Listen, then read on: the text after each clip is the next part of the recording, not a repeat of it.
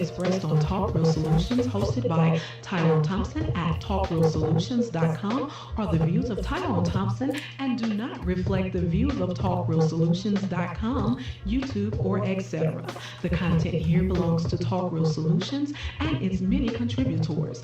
Views and opinions expressed by all contributors belong to them and not talkrealsolutions.com or Tyrone Thompson, the host, or etc.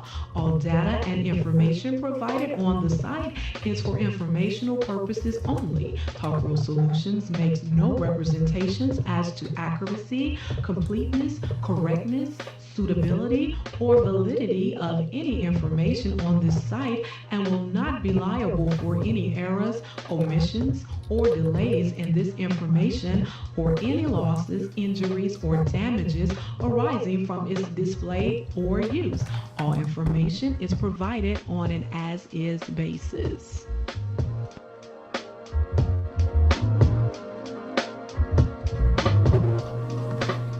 All right, all right. Welcome to the show. Welcome to the show. This is Talk Real Solutions, and I am your host tonight, Tyrone Thompson.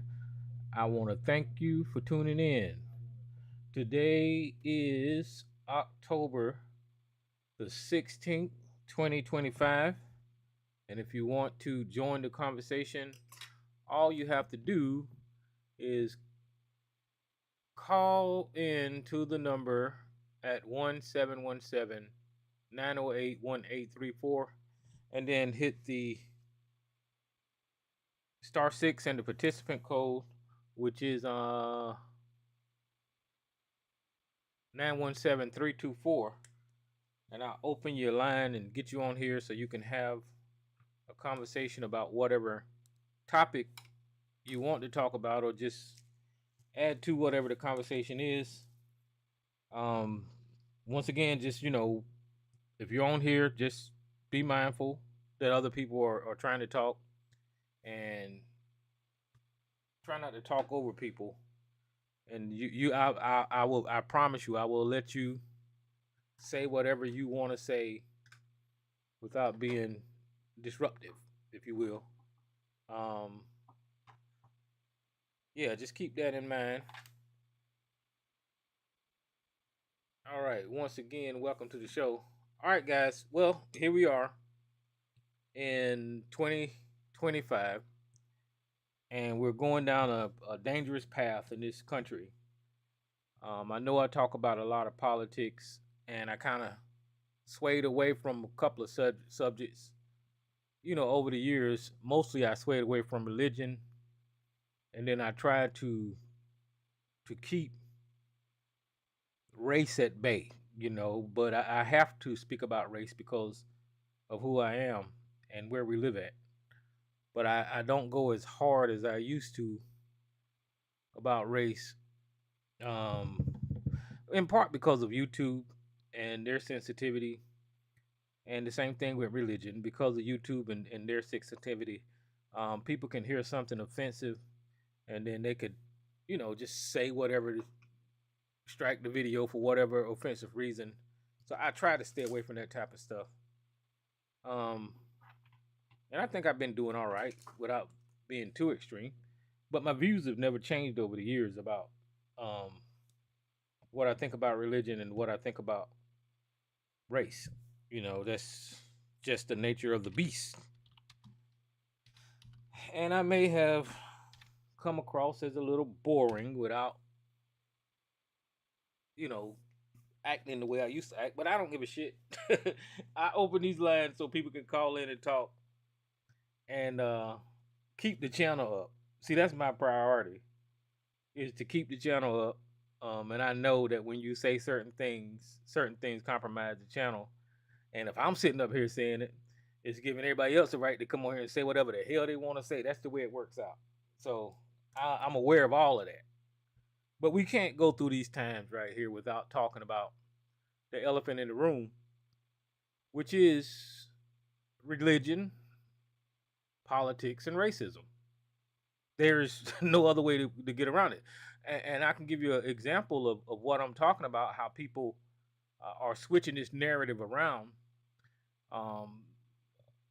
around the time Charlie Kirk got his tracheotomy. Whenever he got shot, people tried to flip the narrative about racists and racism. So much so that this dead racist is receiving, I think, the Presidential Medal of Freedom posthumously. You know, and I think that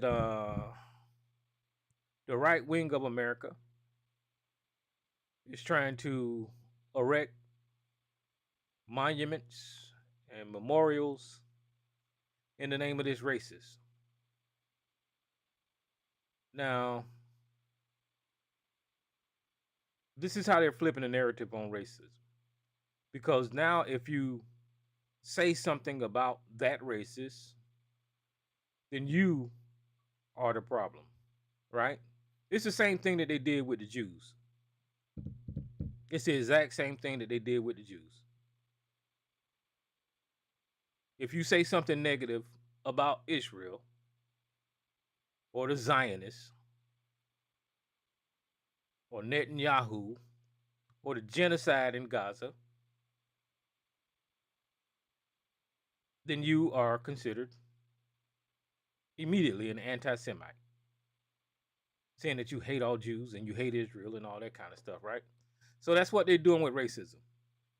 It's a parallel path on how they're trying to protect the speech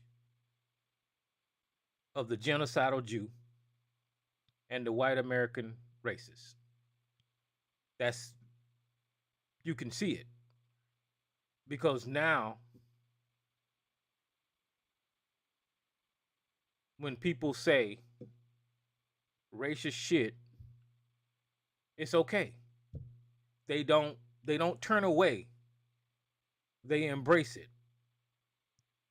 The right wing of this country has made itself so comfortable with being racist that whenever I see little clips of Abby Phillips, I think that's her name, on CNN, and she panels white racists, and they say a racist thing on a national news network like CNN, people treat it just like it's any part of any type of conversation. They just go on and count it as somebody's point of view. Now I'm 58, and I remember if you said anything racist, if you was associated with a racist in any type of way, you were ostracized. Your political campaign was over, your political career was over, you lost your job, and people just cast racists to the side. That's not the case no more. That's not the case no more. So what does this mean for America? Well, it means that we're going backwards when it comes to the racists. And being that racist holds positions of power, you can consider that going backwards when it comes to a lot of other things too. For instance, I think the Supreme Court just made a decision. Hold on, let me see. Y'all know I got to Google.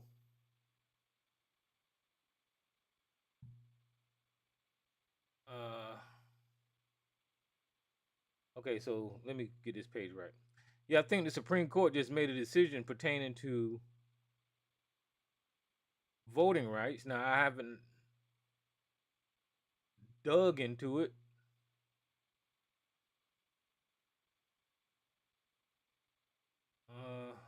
Yeah, there you go. So I haven't dug into it, but from what I hear, it's kind of like the last bit of voting rights that was carved out for black people have been taken away. I think they made that decision. The Supreme Court left no doubt. Okay, so let me just go through this thing right here, because I don't know if they made a decision or whatever, but I heard it going through the courts, and this is from The Nation. Com. It said the Supreme Court. What date is on this article? So I can October the 16th. What's the date? Yep, that's today's date. The Supreme Court left no doubt it will gut the Voting Rights Act. The ruling comes. The ruling, when it comes, will be disastrous for Black voters and for Democrats. The Supreme Court heard oral arguments on Wednesday in the Louisiana versus Calais case, a case about whether Section 2 of the Voting Rights Act prevents white people from overrepresenting themselves in Congress. Now, let's start right there. If there wasn't a Voting Rights Act, being that the demographics of this country is 76% white and 13% black, yes, they will have an overrepresentation in this country if something wasn't done. That is common sense. So I'm going to continue. Or arguments can sometimes be like the justices are deliberating a great technical point of law, but the outcome of the case was decided long before the lawyers arrived at the courthouse. The 6 Republican justices are going to declare the Voting Rights Act inert and allow the delusion of the delusion of the black voting rights through racist gerrymandering. Or arguments were largely an exercise of the Republicans justifying their racist position. At issue were the maps for congressional districts in Louisiana. The state had 6 congressional districts. After the 2020 census, the states produced a map where 5 of those districts were majority white. But Louisiana is only 56% white and 31% black. That's a large black population in this country, if you don't know. Simple math could tell you that there should be at least 2 districts in Louisiana for the majority minority. That said, if the map is not your thing, and it never is for Republicans, when the math does not result in their supremacy over others, then the Voting Rights Act and the 15th Amendment should be Section 2 of the Voting Rights Act allow federal courts to intervene when the state discriminates against the Voting Rights Act of black people. Louisiana was sued by the NAACP after the 2020 census, and a court ordered the states to redraw the maps, producing 2 majority minority districts. So, right there in history, they had a problem, and they did the right thing. They corrected it through the courts according to the law. So Louisiana had to come up with these 2 majority minority black districts for representation of that 31% that I was telling you about. They saw that the white people was being overrepresented or trying to be overrepresented, and the black vote wouldn't count because of those districts would be majority white led, and they said hell no, and they went to court, and the court said, okay, well, you need 2 districts because you do have 31% population of black people. Okay. A group of white plaintiffs in Louisiana then countered the state over its new, less racist maps, arguing, wait for it, that this is the application of the Voting Rights Act violated this application of Voting Rights Act violated their constitutional rights.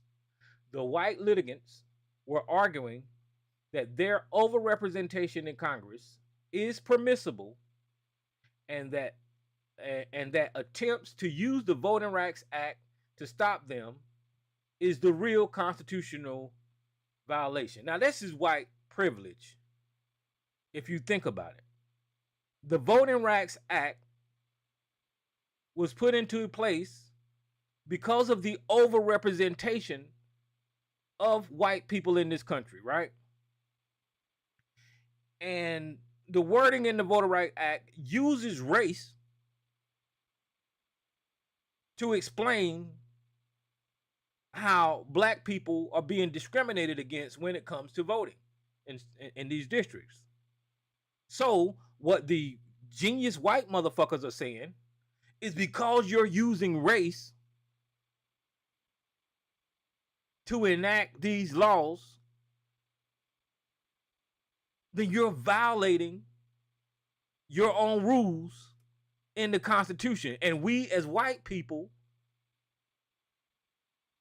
can legally make this claim because you're using race to explain that we are being racist. Now, I know that sounds fucked up, but that's exactly what I just read to you.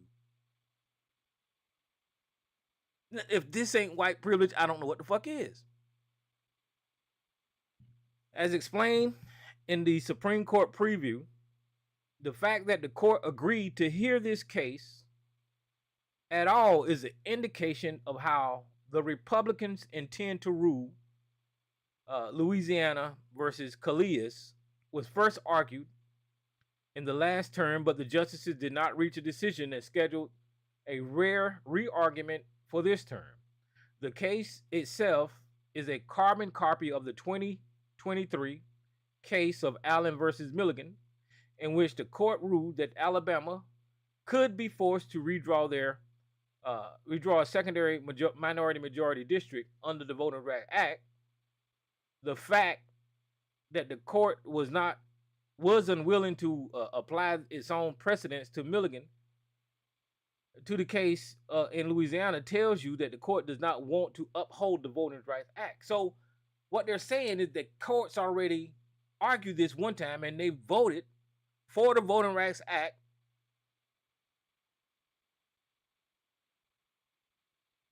before in Alabama. But when it comes to Louisiana, when the racists are in charge and the racists are arguing that, hey, because you're using the text of the Voting Rights Act about not discriminating against a certain race, gender, creed, or what, because you're saying that, you're violating the rules. Now, this is telling you it's racist because they made this decision before and they redrew the maps for the majority minority districts in Alabama, and they're trying to do the same thing in Louisiana, but because Donald Trump and the racists and Stephen Miller and the white supremacists and all of those are in power now, they're saying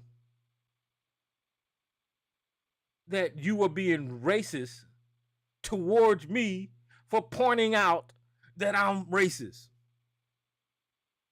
You can't make this shit up. The argument on Wednesday functionally removed all doubt. Chief Justice Roberts and the alleged attempted rapist. Oh, what?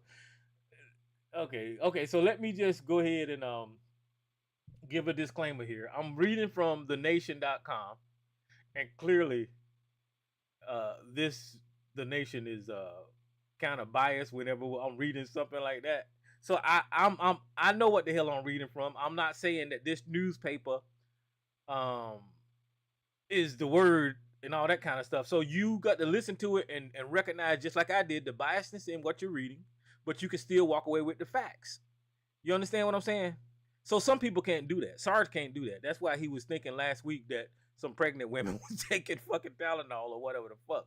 He don't know how to read and understand whatever source that he's using. Could be leaning one way or leaning the other way. So you have to pull out the facts in the case, and I'll do that as I read it. And I just pointed out because they called Brett Kavanaugh a rapist, attempted rapist. I'm like, okay, well, this paper is kind of, But anyway, we're gonna go on. The oral arguments on Wednesday functionally removed all doubt that Chief Justice Roberts and the alleged attempted rapist, Brett Kavanaugh, the two justices who broke their normal white supremacist positions and voted to uphold the Voting Rights Act in Milligan. So these two justices voted in Milligan in Alabama to uphold the Voting Rights Act. So they've already voted to uphold the Voting Rights Act in the past. We're both eager to treat Louisiana case as a completely different thing when it's not. It's about representation. It's about drawing the districts in these places so black people can be represented. And they're kind of giving you this preemptive that, you know, even though it's the same thing, we're going to treat it different before they rule on it. We're eager to treat the Louisiana case completely different. Roberts essentially argued that in Milligan, the state all but conceded that it was in violation of the Voting Rights Act and asked the court to do away with it. While Louisiana, the state argued it would still be in compliance with the Voting Rights Act, even if it reduced the minority representation to one majority minority district, an argument that, if accepted, would render the Voting Rights Act functionally meaningless. This is a common peg for Roberts to hang his hat on, as long as the litigants are coming to his court openly saying, "I want to do some racism." Roberts loves to pretend that racism doesn't exist. So you get the gist of what's going on down there in Louisiana.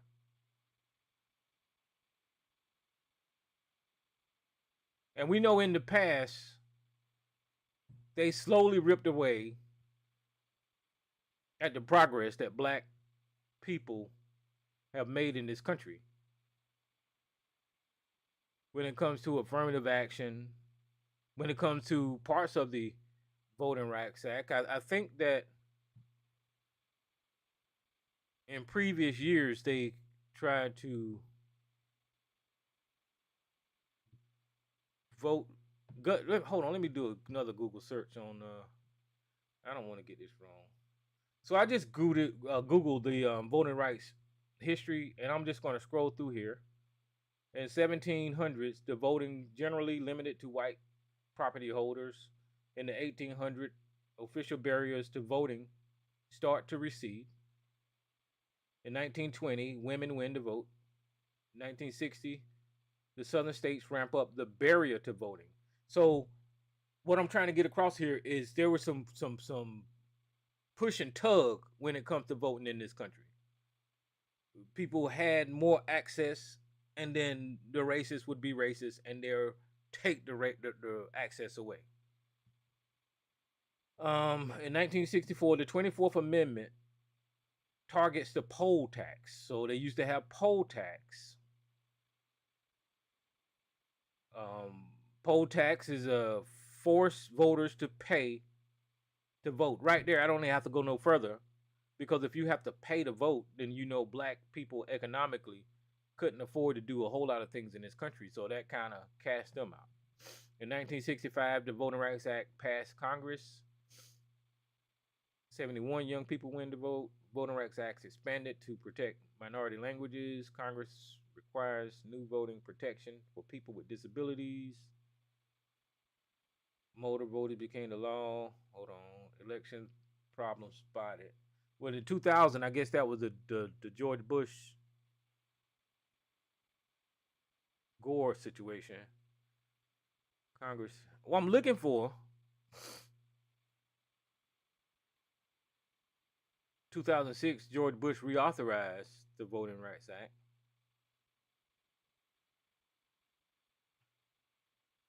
Okay, so 2013, I guess this is what I'm looking for. In 2013, the Supreme Court strikes a blow to the Voting Rights Act of 1965 in a 5-4 decision, Shelby County versus Holder. The U.S. Supreme Court effectively gutted the landmark 1965 Voting Rights Act, ruling that states and localities with a history of suppressing voting rights no longer were required to submit changes to their election laws to the U.S. Justice Department for review. In her dissent in the case, Justice Ruth Bader Ginsburg famously said, throwing out pre-clearance when it has worked and is continuing to work to stop discriminatory changes is like throwing away your umbrella in the rainstorm because you are not getting wet. Immediately after the Shelby ruling, states including Texas, Mississippi, Alabama, and Virginia moved to enact voter identification requirements that had previously been blocked by the Voting Rights Act due to their discriminatory impacts. In August of 2013, North Carolina enacted a new voter identification law, in which was later struck down by the federal judge who said it targeted African Americans, and with almost surgical precision, a new subsequent version of the law went into effect in 2023. So my point that I'm trying to make, in 2013, they gutted the Voting Rights Act, but not completely. So in this round,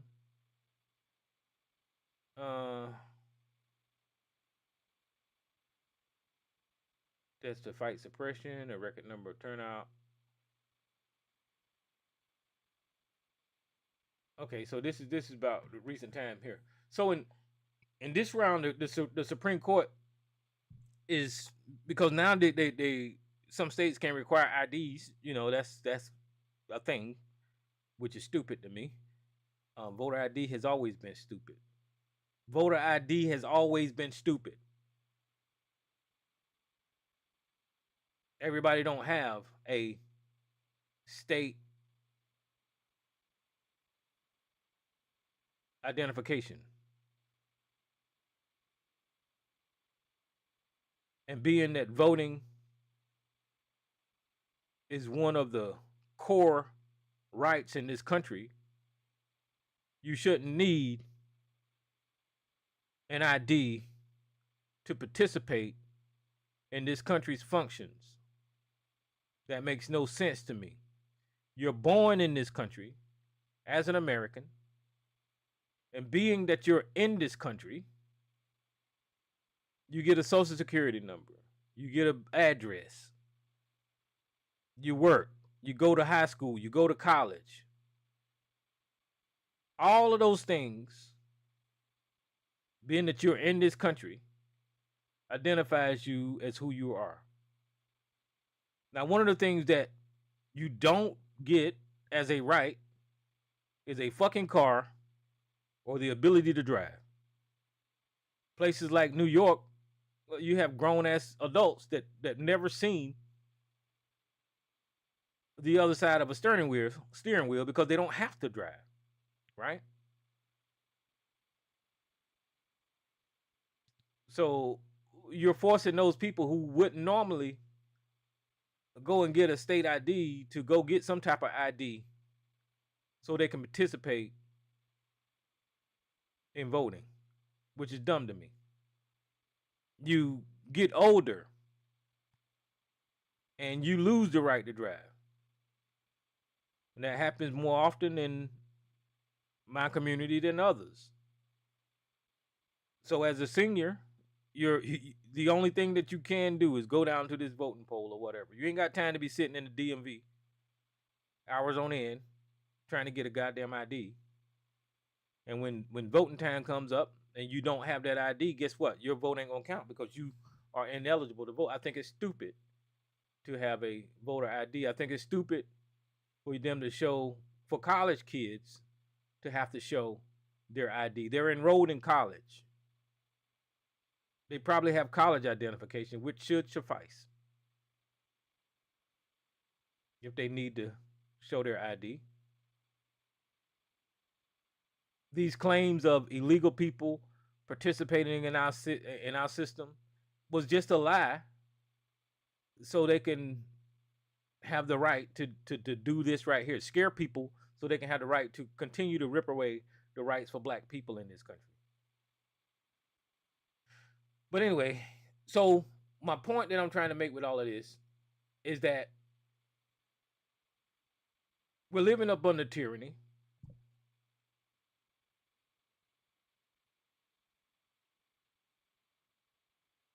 They're stripping away rights.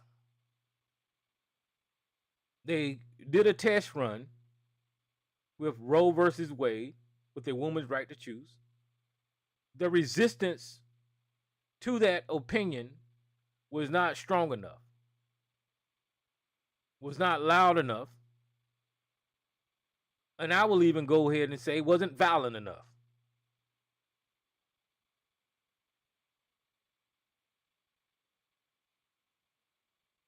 Now let me go ahead and give you the reason why I say that. Because if I say something like that coming from the left, then I'm violent. I'm trying to be seditious and overthrow the government. But as we witness the activation of the military and men with guns coming from the administration that is in power, using violence, using pepper spray, shooting people and killing them. I saw a pastor the other day get shot in the face with a rubber bullet as they use violence, as they use violent rhetoric, as they call the other side terrorists. It doesn't miss me that they are using violence to achieve their goals. But the other side ain't calling them out, is not using violence, is not being forceful in our words to oppose this tyranny. Because if you're talking about tyranny, you're not going to win with a sit-in. History has proved that. History has shown that whenever you do overthrow whatever or whoever's in charge, it's not done without violence. As peaceful as Martin Luther King wanted to be, as strong and resilient as that man was, he faced violence on a daily basis. His family faced threats, and they put a bullet violently through his head. You see, when the other side uses violence, no one calls it out. We just accept that that's their method of achieving whatever goal they have to achieve. But when the President of the United States activate the military, helicopters, people with war weapons, and release them in the streets of the United States of America, you're going to tell me that's not fucking violent?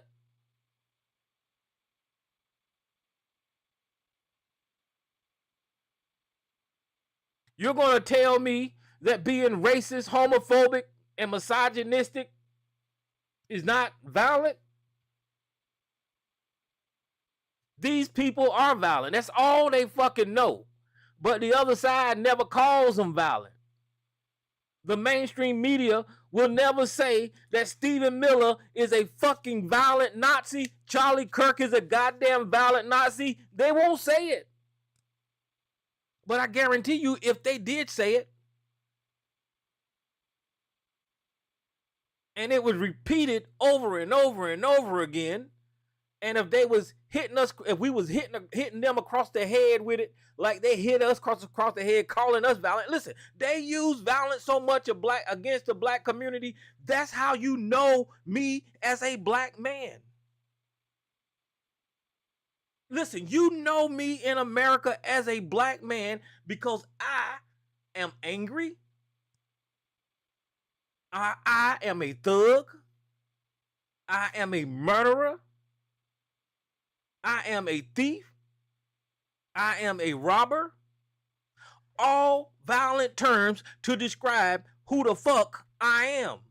And that's been beaten into society so much so that whenever you see a black man, even our own people see each other, they clutching their goddamn pearls. So we don't call them violent. But as we look at it, listen to what I'm saying. This last month, white people has killed so many motherfucking people, and it's not even on the goddamn news. I just found out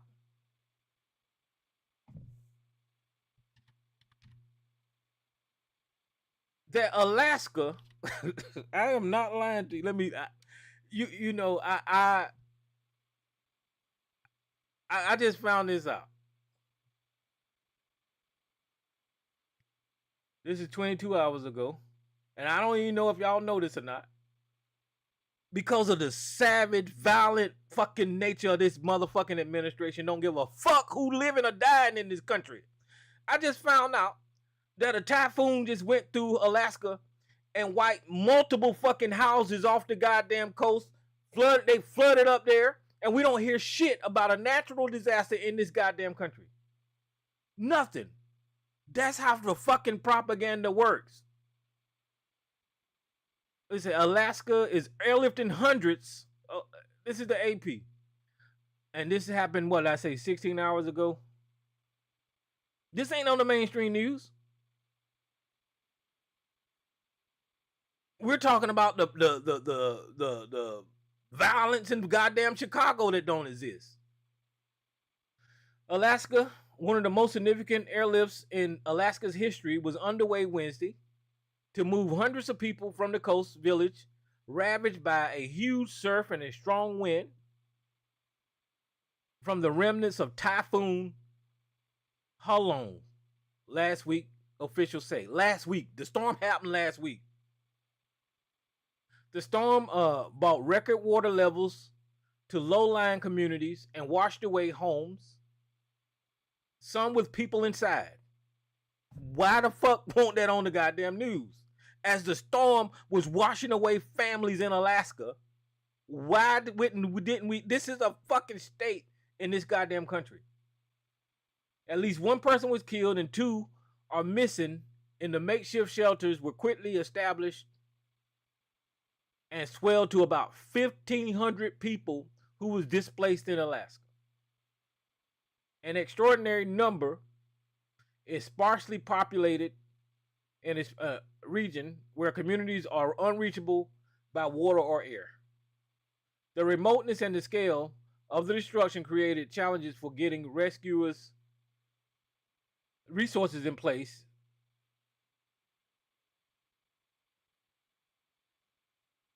What else? That looks okay. So the communities of these towns in Alaska, Kipnuk and Quigleycock, near the Bering Sea, saw water levels more than 6 feet above the normal tide line. Leaders asked the state to evacuate more than 1,000 residents in those villages. So that was one natural disaster. And I think in North Carolina, there was flooding going on in the Outer Banks. I think here recently. We didn't hear about that shit either. When did this happen? And the reason I catch these things is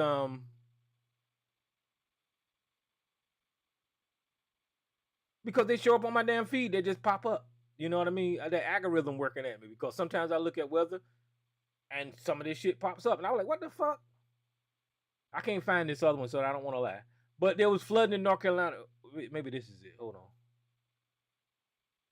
because I remember seeing this house here. This one.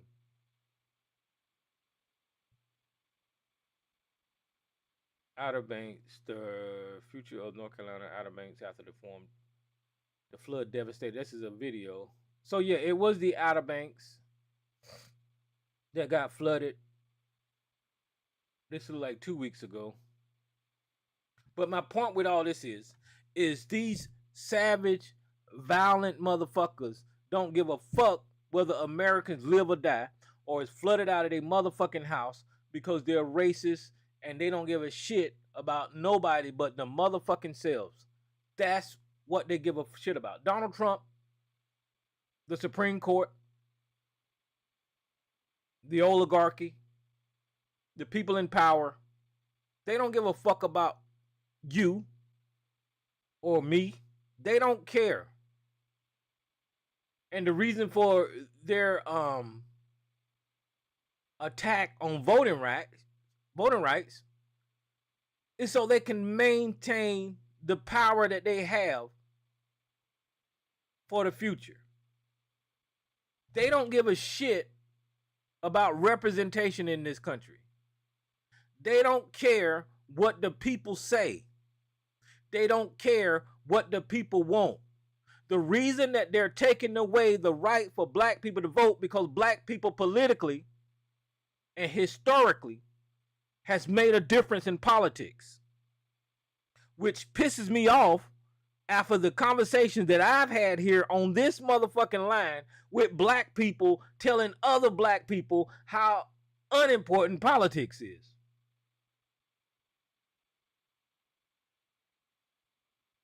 And now that we've seen that they've weaponized the military against black communities,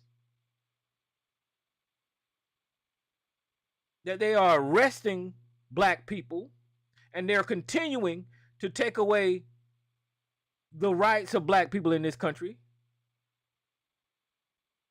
All of these dumb fucking pro-black conscious motherfuckers, FBA and ADOS and all these motherfuckers ain't nowhere to be found. They're going to be right here with the rest of us as this country constantly bombards us with racial inequality and injustice in this country, and they're not going to say a goddamn thing. The only thing that they are programmed to say is, what have Obama did for you? What have the Democrats did for you? This is all the fuck you're going to hear from these idiots. The Democrats ain't never did shit for you. That's all they know how to say. They don't know how to speak policy. They don't know how policy affects their lives and affects their community, because they've been programmed with that same stupid ass talking point that you have to argue with black people all the goddamn time. All the time you have to argue that same stupid ass argument. That's why I don't like to engage with these motherfuckers when it comes to politics, because you're speaking over their head whenever you start diving down into policy and explaining to them how important it is that the black community participate to kind of tilt the needle in the favor of our demographic. But even me saying that, somebody listening to me would listen to me and say, what the fuck is Tyrone talking about? This is the kind of response that I get on this line. And I ain't saying nothing complicated, because I'm not a complicated guy. I'm a country boy, you know. I've got some college, I got some education, but I'm not a fucking genius about no sorts of the mean, you know. understand common sense shit, logical shit, reasonable shit. That's the way my brain works. I don't claim to be no fucking know-it-all. Never have, never will. That was always my stance when in the religious conversation. I didn't do a deep dive into the historicity, like Black Jesus ministers say, of Christianity. The only thing I asked was simple. Can humans walk on fucking water? Do humans sprout wings when they fucking die? Can a man live in a fucking fish? These are simple things. Simple ass things. They ain't got shit to do with the historicity of Christianity, but it's got everything to do with common fucking sense. Is magic real? That's what just the basic shit that I would be asking. But they have to philosophize and go into what really meant when he said this and all that. No, them scriptures are bullshit. Tell me, can these things happen? Can a motherfucking man walk on fucking water? That's all I want to know.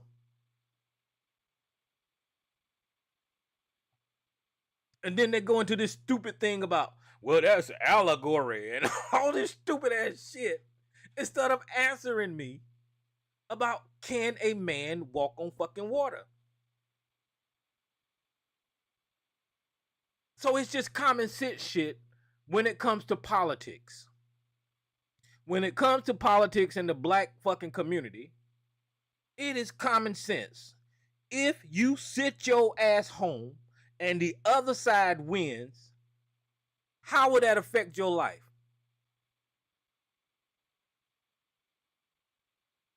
And if you don't know that it will affect your life by taking away resources, access to resources, access to the political system, access to jobs, and more access to racism and being discriminated, if you don't know that politics control the way that you live in this goddamn country, then you're a dumbass. If you think by you not voting for a Democrat that somehow or another your life is going to get better because the white racist is in charge, there is something wrong with your fucking brain. And I can't do shit with that. I can't do shit with it. There's nothing I can do. I can't argue with you. There's no conversation. I'll talk to you. But I'm just letting you know now that everything you saying is stupid. Everything that come out of your motherfucking mouth is stupid. That's just one side. That's the black community side. And then you got the coon logic. The logic like Sarge and all of those people. That logic pretty much says the same thing that the white supremacists said. That somehow or another, black people claim to be victims. Right? It is black people's own fault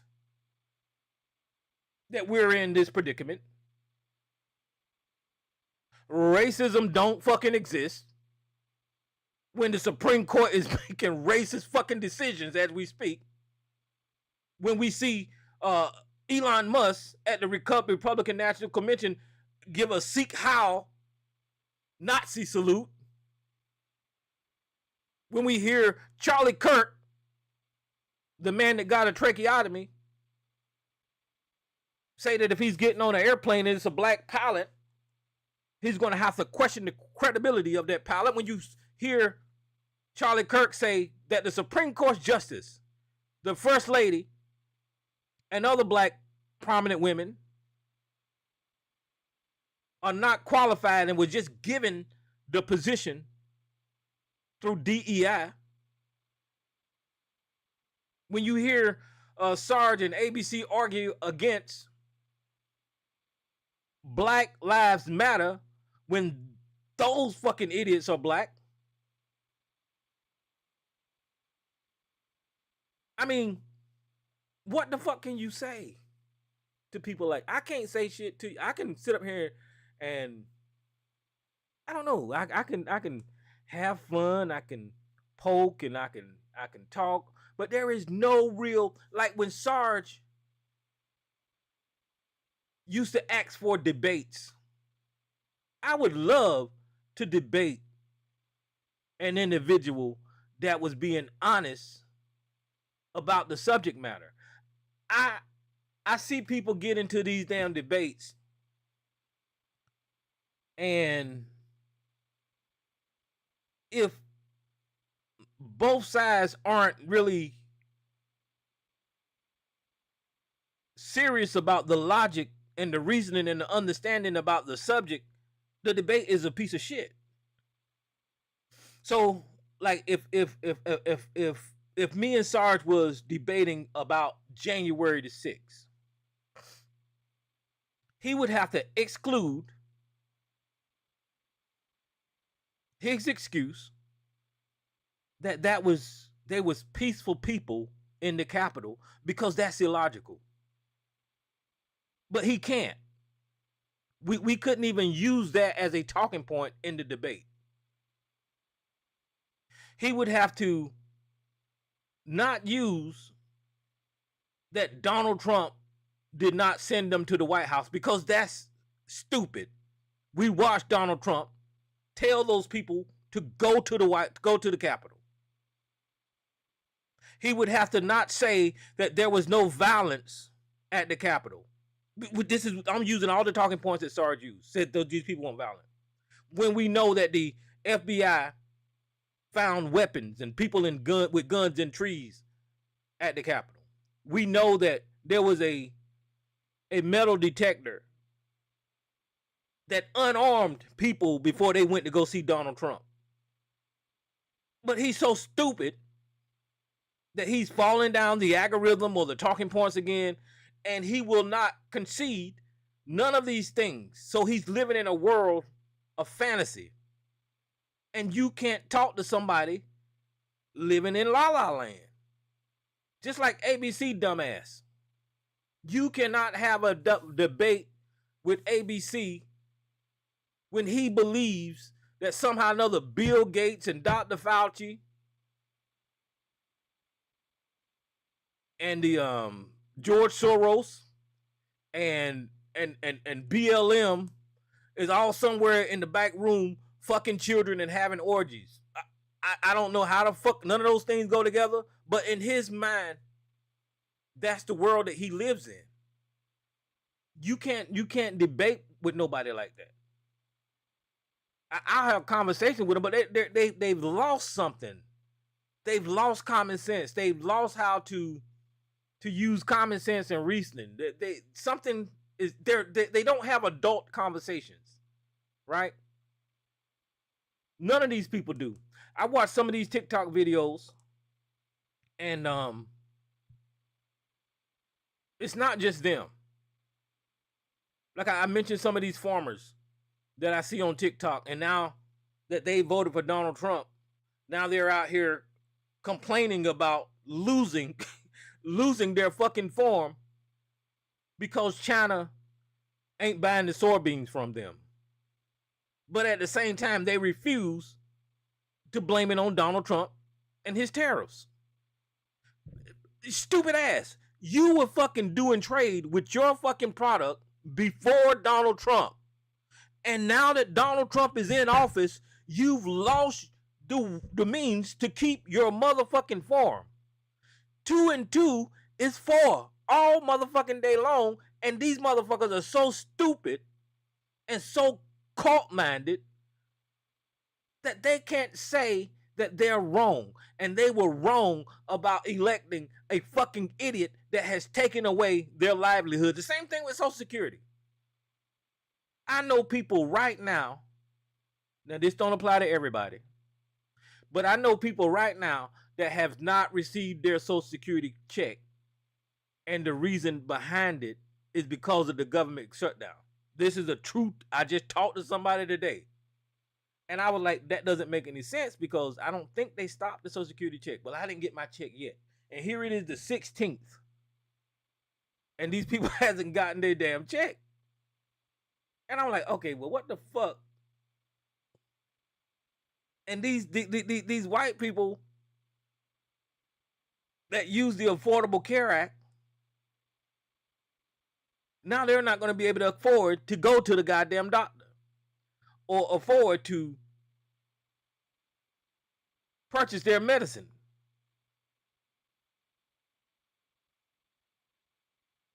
And then I think it was a couple of days ago, I heard something about Donald Trump is working out a deal with the pharmaceutical companies, and it's going to lower the cost of medicine. Now, you immediately think, well, that's a good thing, because it is a good thing. But thinking logically, why the fuck did you fuck with it to begin with? What the fuck? You want praise to put something back the way it was? This is stupid. And the Jewish people are the stupidest people on the fucking place of. Listen, I know I'm going all over the place, but I got to mention this. Israel and Netanyahu.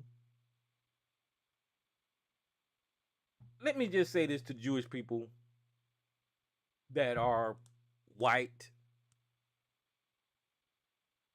in this country.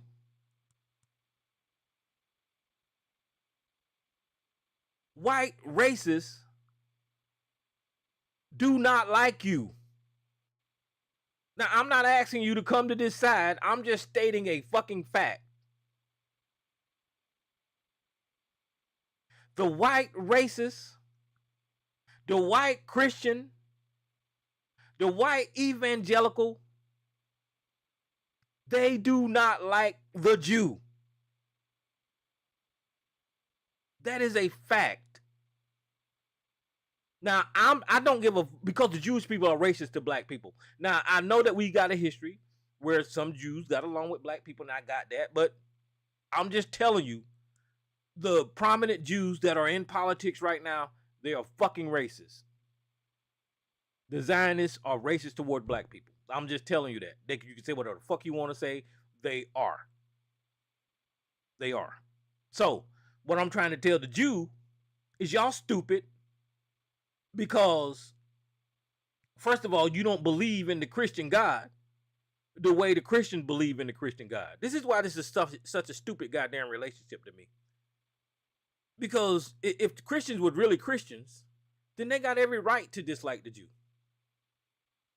Because the Jew don't believe in Jesus Christ the way the Christians do. They just don't.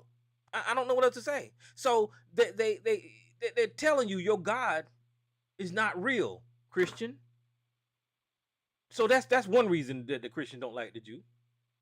Another reason that the Christian don't like the Jew is because Adolf Hitler was a Christian, and you see what the fuck he did to the Jews. I'll just leave that there. Adolf Hitler was a motherfucking Christian. Now the Christians gonna tell you that he wasn't and all this kind of bullshit. That's bullshit. They're gonna say that Adolf Hitler denounced Christianity. That's bullshit. He was a goddamn Christian. And you see what the hell they did to the Jew. Now, was there religious reasons behind what Adolf Hitler did? Most likely. So this combination of America and Israel right now, to me, for the longest time, have been, what the fuck is going on? Now, the most likely thing that is happening is that America, you know, I just guess at this shit. I just throw darts at the wall and I guess at this shit. Because Israel's supposed to be the Holy Land, right?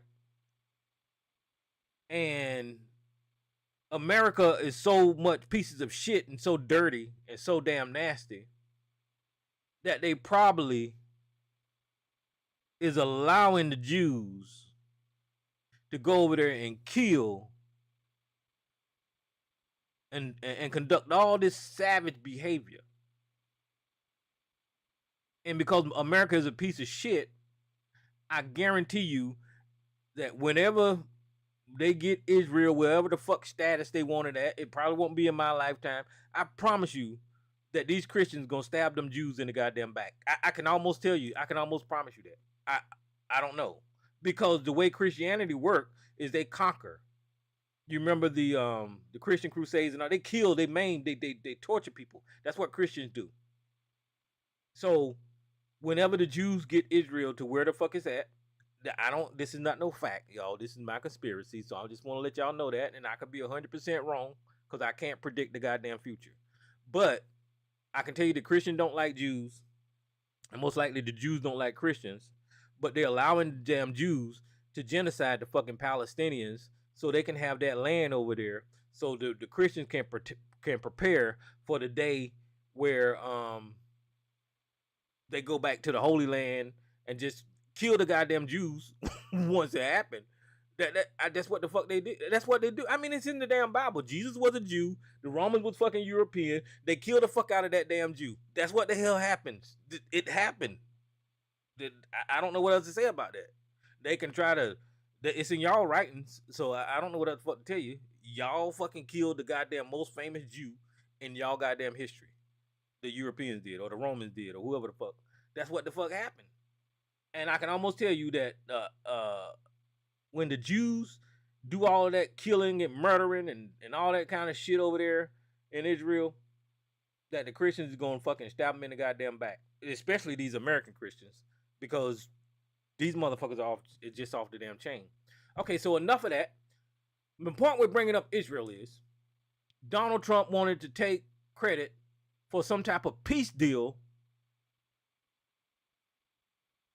between the Palestinians and the Israel.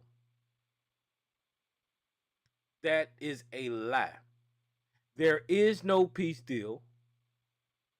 It is all a fucking lie, just like the last peace agreement. It's a lie. Because no sooner than they said that there was a peace deal, Israel went back to its core nature and started killing Palestinians again. So there was never no peace deal. Never no peace deal.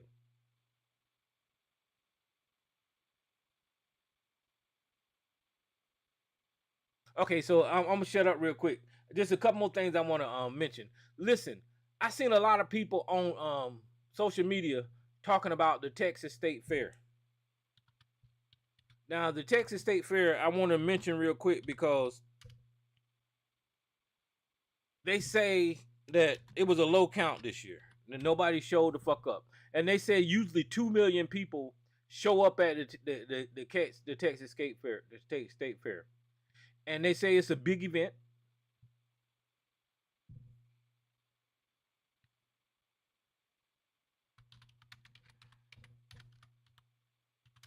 They say it's a big event.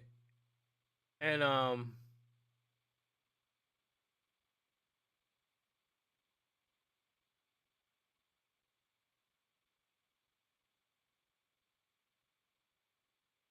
on TikTok, you see people walking around at the fair showing the fairgrounds pretty empty and the price is high as fuck to get in,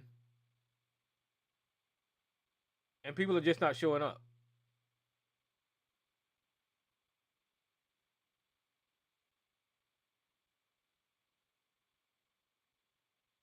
And they're trying to cover it up with their reporting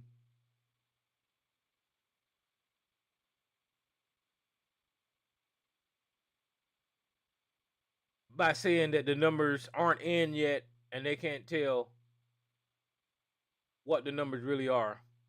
And as you can see, as I flip through some of these things, that fairground is empty. There's nobody there. There's nobody in this parking lot. The fairground is empty. And the media is telling you that, not the media, but I guess they're reporting that, you know, we don't know how many is there at the fairground and all that kind of stuff. And that's to downplay the fact that Donald Trump has broken the goddamn economy in this country. The reddest of the red states can't afford to engage in its normal activity because everything is so motherfucking high. People can't afford grocery. People can't afford gas. They can't afford to go to this fucking goddamn fair in Texas. And it just shows you this is evidence. That's how I work evidence. This is evidence of Donald Trump's economy. This is evidence of Donald Trump's economy, and it's not working. So Texas is having bad turnout at the fairground. I talked about the Alaska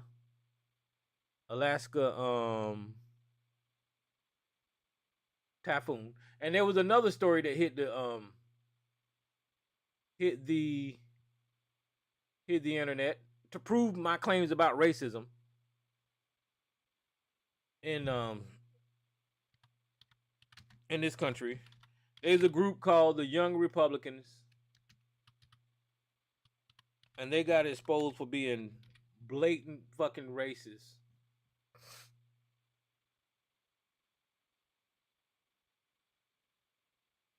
Was it Politico? I want to go to the newspaper that I think Politico. Here's Politico. So in this group chat of the Young Republicans, these are Republicans that are either in the GOP or up and coming Republicans in the GOP. This is why I say America is racist. And here are some of these group chat bubbles. The headline reads, "I love Hitler. Leaked messages expose the Young Republicans' racist chat. Thousands of private messages of the young GOP leaders joking about," and they keep calling them young GOP leaders. These were grown ass goddamn people. These were not fucking children. They weren't college age kids. Although some of them might have had some young ages, but these are people that have influence in GOP politics. Joking about gas chambers, slavery, and rape. Okay, here's a few of the text messages. "Everyone that votes is going to the gas chambers. When do we bring that side out? Also, we are officially under the consideration for Donald Trump endorsement. I'm ready to watch people burn now.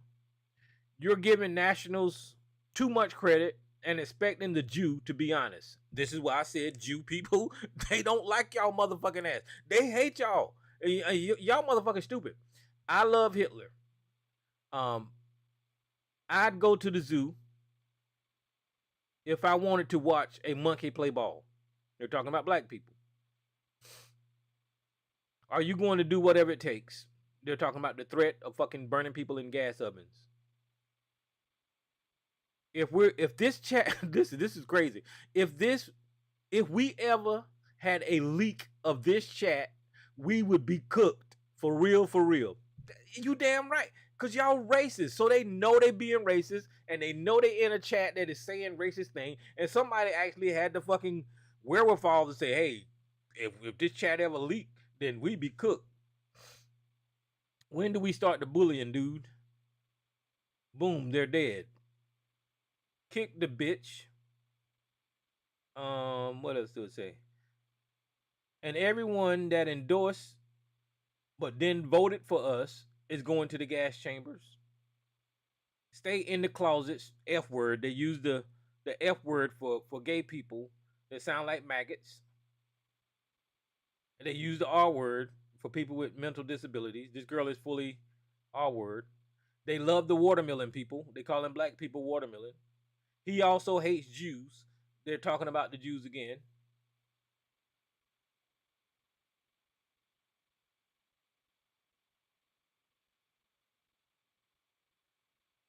I think this is just a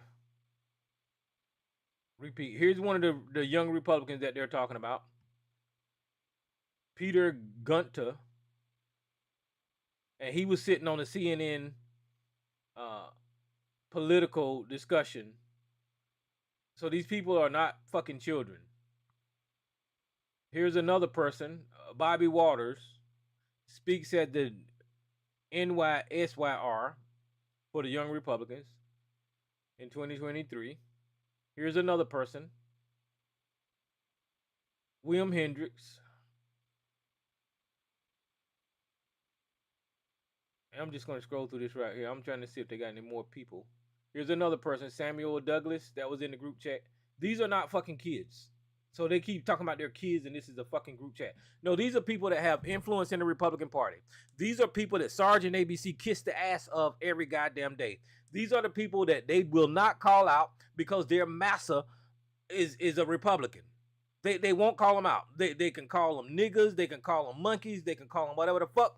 And Sarge, if they call Sarge a goddamn monkey or ABC a monkey, both of them will say, "Where's the goddamn banana?" Because they love this fucking shit. They just love being coons. I don't know what to say about that. So I wanted to point that out about how racist the Republican Party is, and it's been exposed how racist they is. So when Tyrone call them racist, I'm not making it up. They fucking showing they goddamn racism.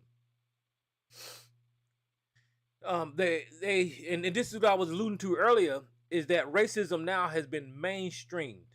It is not getting any pushback. As a matter of fact, the Vice President of the United States of America was made aware of this fucking racist ass chat, and instead of condemning and disavowing the chat, the Vice President of America said that these are just kids saying some pretty rowdy things. This tells you that J.D. Vance is a piece of shit racist, and his wife is a motherfucking fool for living with this piece of shit. And that tells you that J.D. Vance is a piece of shit because his children are mixed race, and he's so scared of the goddamn racist ass Republicans that he will fucking let his children be insulted and his fucking wife be insulted by the racist white men in this goddamn country. That J.D. Vance is a piece of shit. You can't get no bigger of a piece of shit than J.D. Vance. He's a piece of shit. Let me see.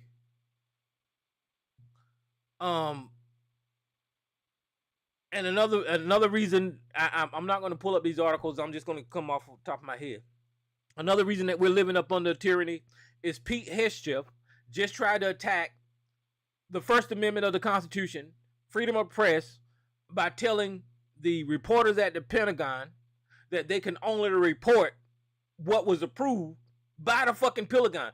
What kind of fucking report is that? If that ain't fucking trying to control the fucking narrative and actually paint this goddamn regime in a certain light, I don't know what the fuck to tell you. You know, but Sarge won't call that shit out. Sarge won't call that shit out. This is tyranny. This is fucking goddamn dictatorship. This is what the fuck we living up under. And there was one more thing that happened today, and I'm not gonna laugh at this, man. So I guess you know I'm gonna laugh because I said I won't gonna laugh.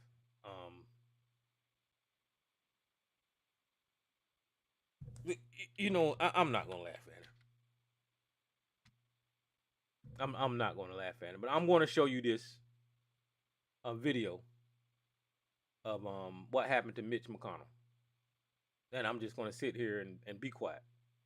I'm gonna play this video a couple of times. This is Mitch McConnell walking down the hall. He tried to talk to the media, and this happens. There you go, down for the count. I'm not laughing. I'm not saying a goddamn thing. That is sad that seniors go through events like this. It's not funny. It is not funny. And he could have hurt himself. He could have hurt himself. But you can see that the man took a dive there, and it's not funny. He's 83 years old. He's 83. And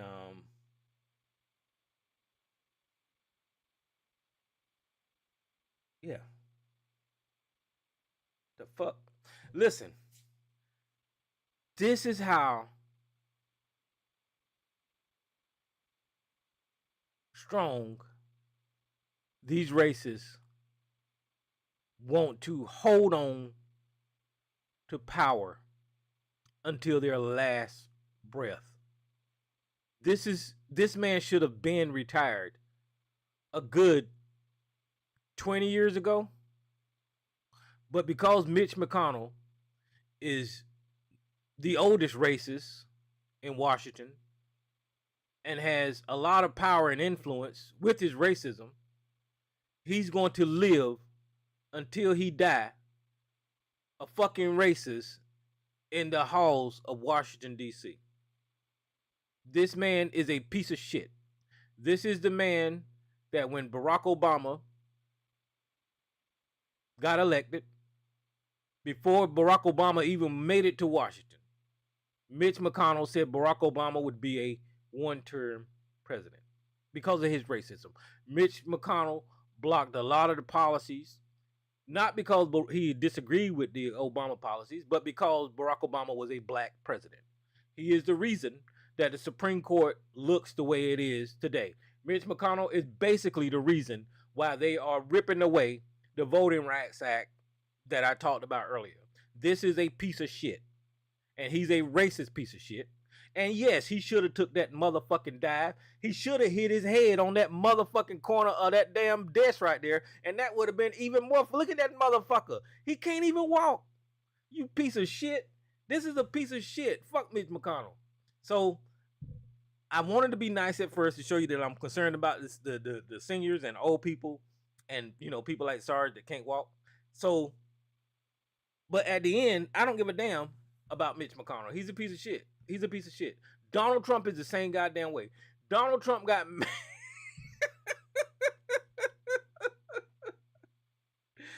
Donald Trump got mad this week. Okay, this is it right here. I'm gonna be done with this one after. I just remembered this. Donald Trump got mad this week because Time Magazine took this picture of him.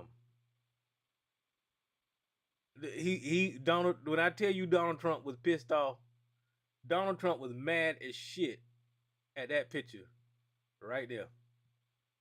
Now, let me see if I can find Trump's response.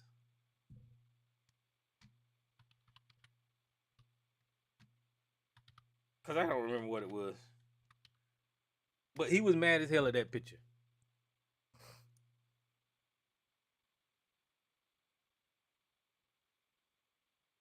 See, I can't never find shit when I want it. Hold on.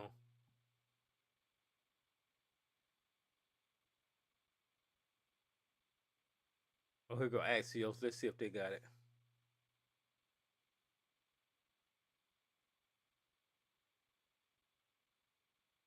See, why I can't never find shit when I want it? If I wasn't looking for it, the motherfucker be all over the goddamn newspaper. Anyway.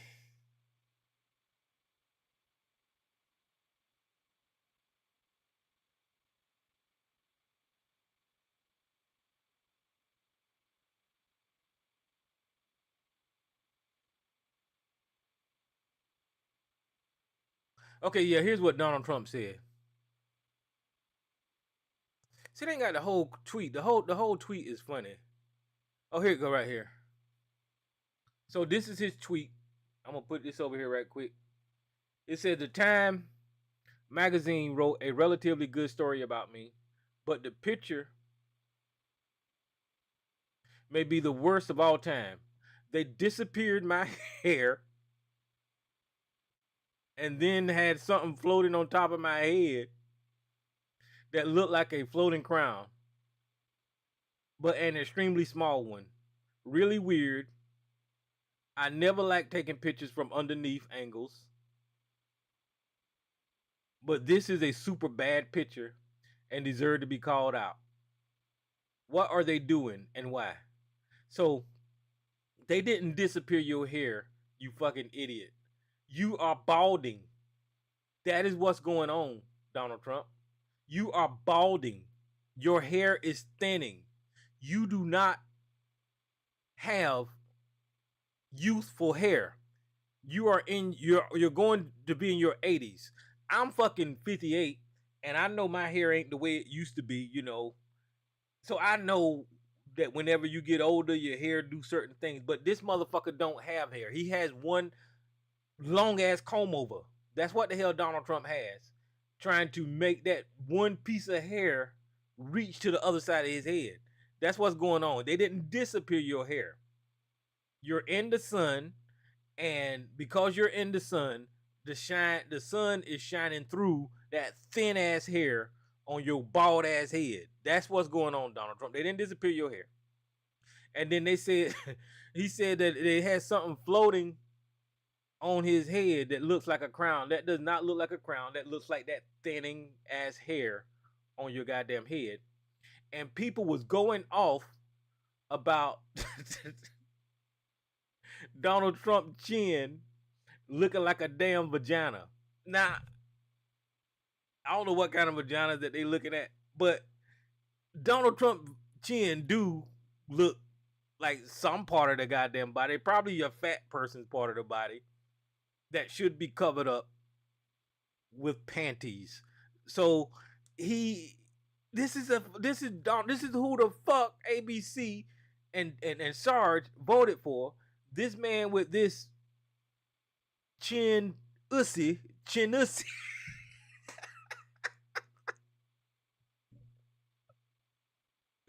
This chin ussy on his neck, and he's pissed off about it. So that came up this week. Let me see what else came up this week. That's it. I'm gonna stop. So I done President Trump. Oh no, this is the last one. I promise you. This is another reason that you know that we're living in tyranny, and this is a tyrant. And this is news article is dated today. Donald Trump, I told y'all about the White House and all the gold and him building and him ripping up the goddamn Rose Garden, destroying the goddamn Rose Garden. Basically, it's gone. Building this big ass ballroom, putting gold all throughout the White House, right? So here is something else to confirm what the fuck I said about Donald Trump don't have no plan in leaving.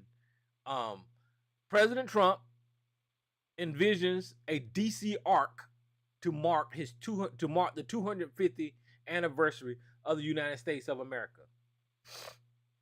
He's planning on building an arc in Washington, D.C. Only fucking tyrants and dictators do that shit. It said on Wednesday, President Trump showed off plans for a new major monument to be potentially added to Washington, D.C., a grand, classically styled arch topped with an eagle and gilded winged statue that suggests victory. Victory from what? A watercolor rendition proposed art posted online last month by architect Nicholas, whoever the fuck he is, and reposted by the president on his Truth Social account. Let me see if I can click on it. Let's see if it'll pull it up. Yeah, there it go right there. This is what he's planning on erecting in Washington, D.C. Some type of fucking monument.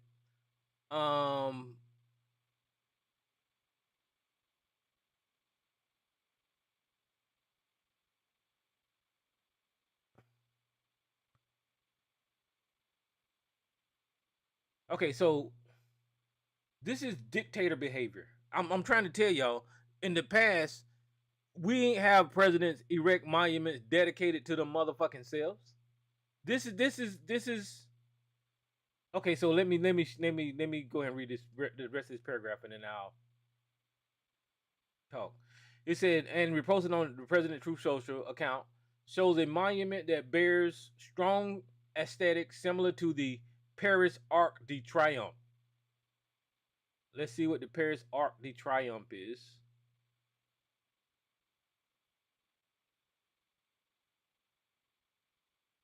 They don't give me no damn history on it because I'm not that historical.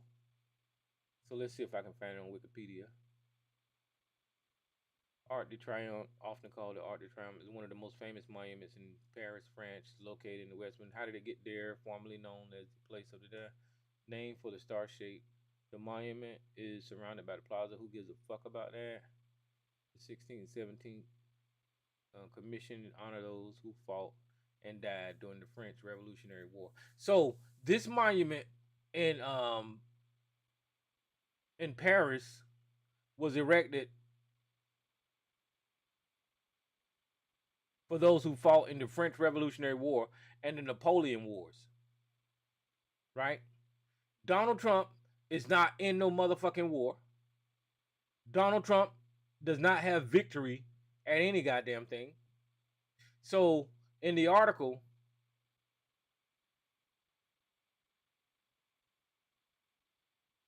Strong ascended to this monument and the soldiers and sailors in the Memorial Arc in Brooklyn.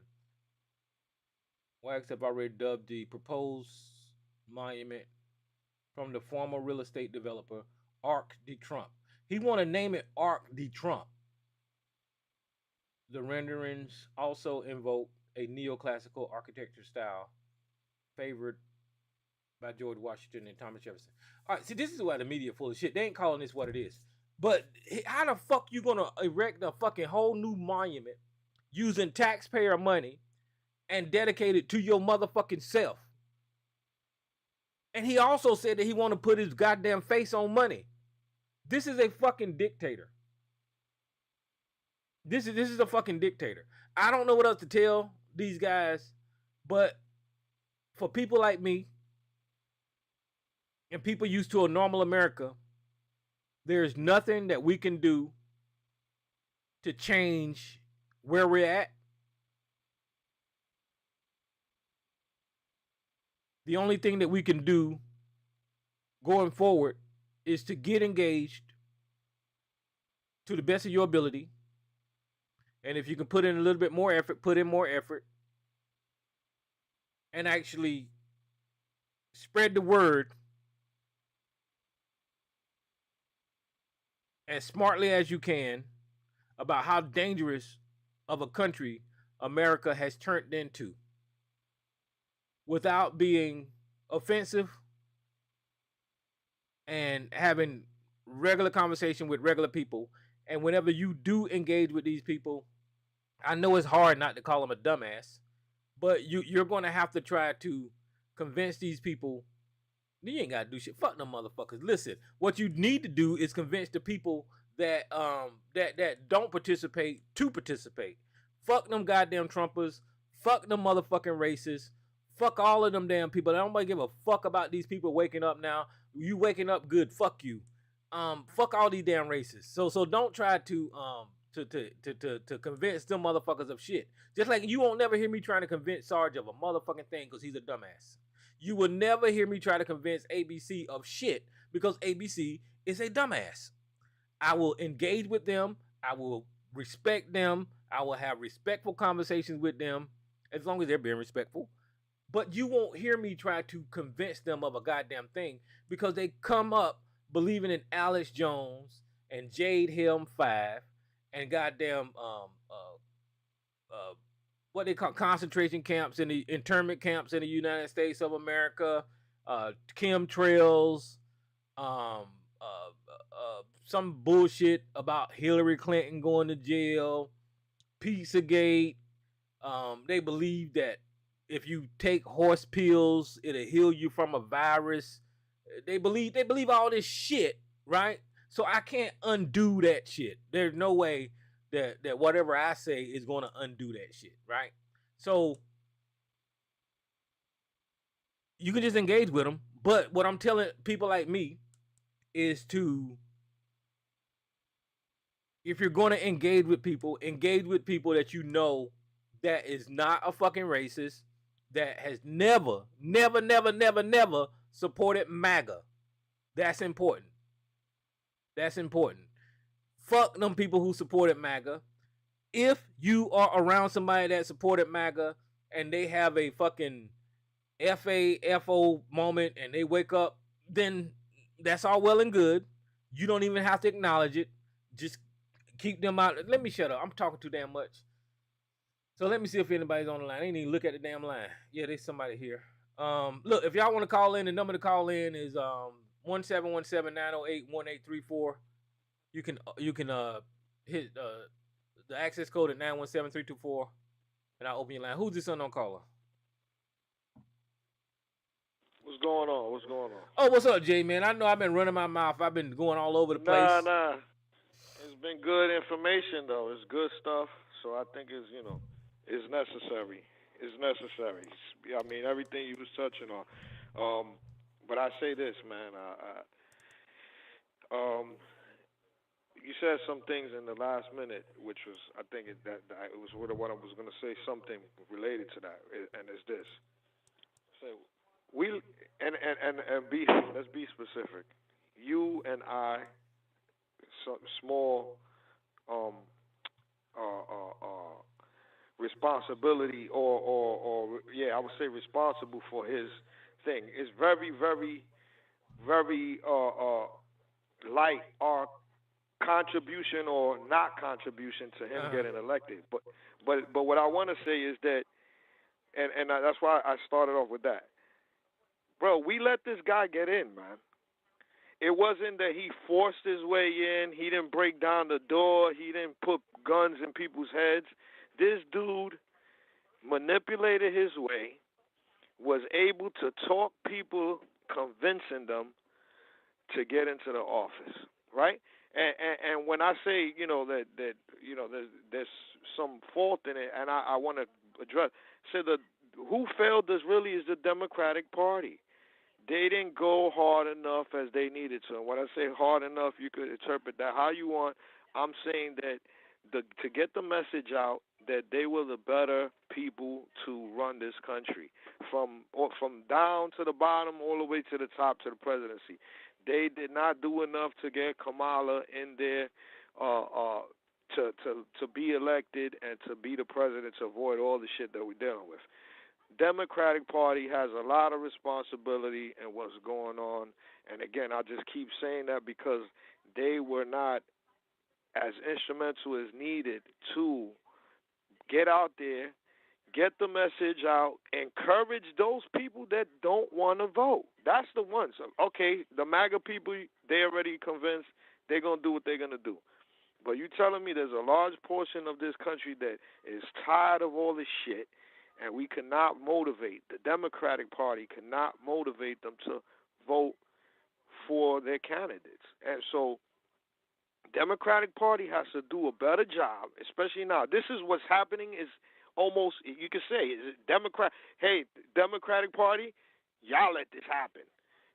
Okay, the Republicans are what they are. We know that. We already know, but they let it happen. So I hope that now they're doing what they need to do behind the scenes and in front of the scenes, however they need to do it on all levels to get shit in order and to, because I think that all this that's happening, maybe he gets away with it, but I think a lot of people are not going to get away with this. I believe that there's going to be a lot of retribution on Democratic side if they get in office, but they're going to do so with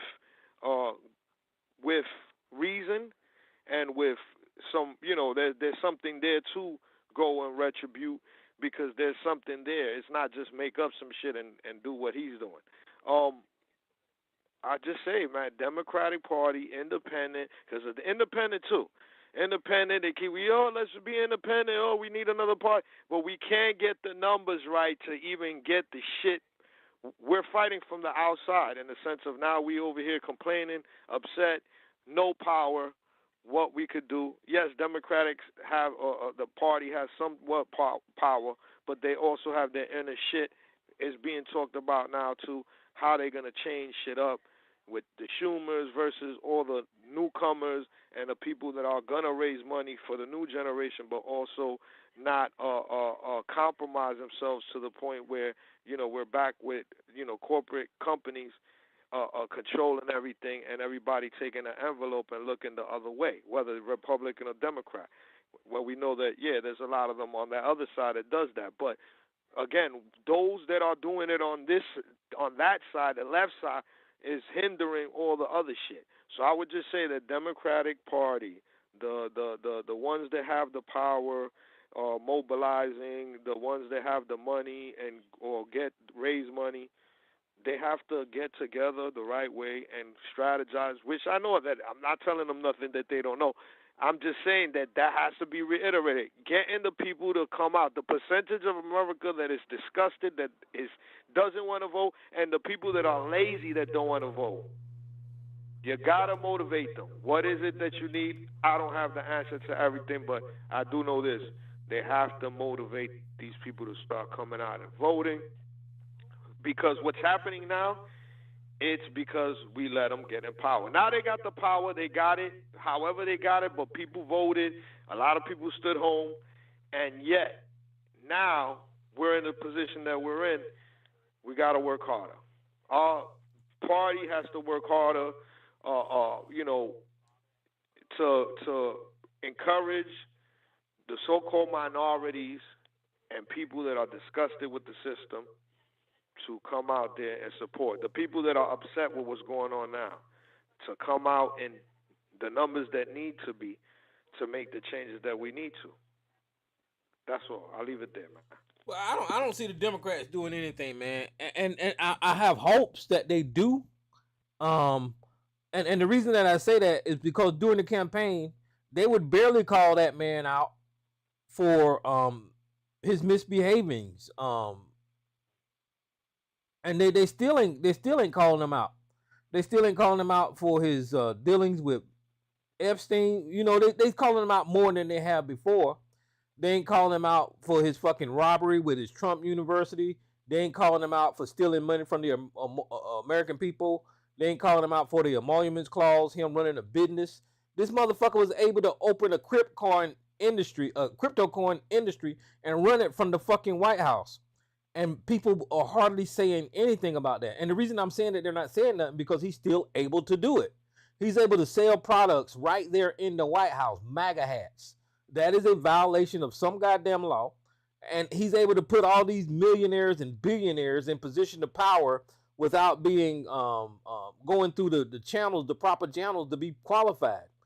He was able to put Elon Musk up there and just destroy some of the governments and organizations that was in place. He's able to have unqualified people like the lady that is going after Letitia James and Jack Smith actually indict people. These people are not getting called out. They're just running ramshot, and they're being allowed to do it. And it's not only the Democrats' fault. It's the media's fault. It's America's fault for not trying to hold this man accountable. For some reason, he's able to get away with this shit. What the Democrats need to do is change the way that they normally do business. Now, what that's going to look like, I don't know. But they're going to have to be more aggressive and actually make it stick whenever they say something like Donald Trump is corrupt and here is why. They need to run a campaign on that corruption.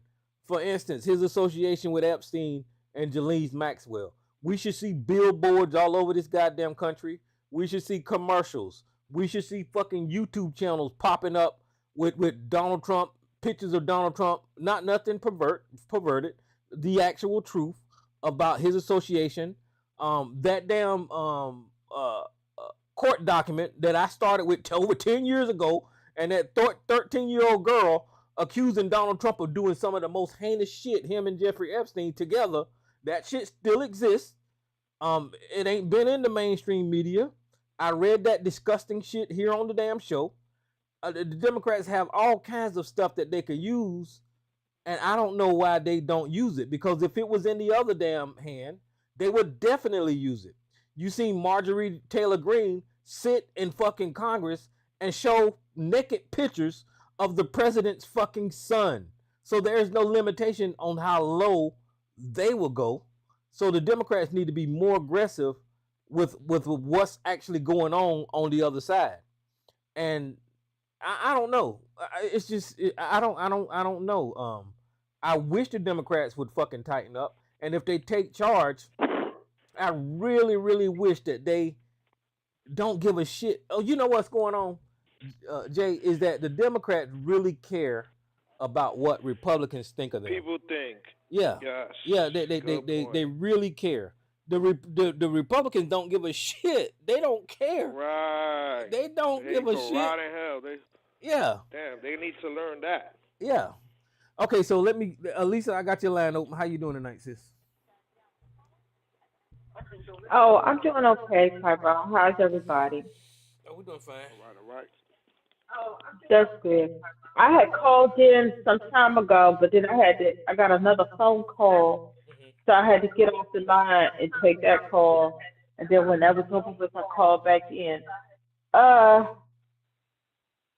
some of the stuff you talk about, Tyrone, as far as the Voters' Rights Act, they're gonna gut it. So people just prepare yourself for that. That's going to happen.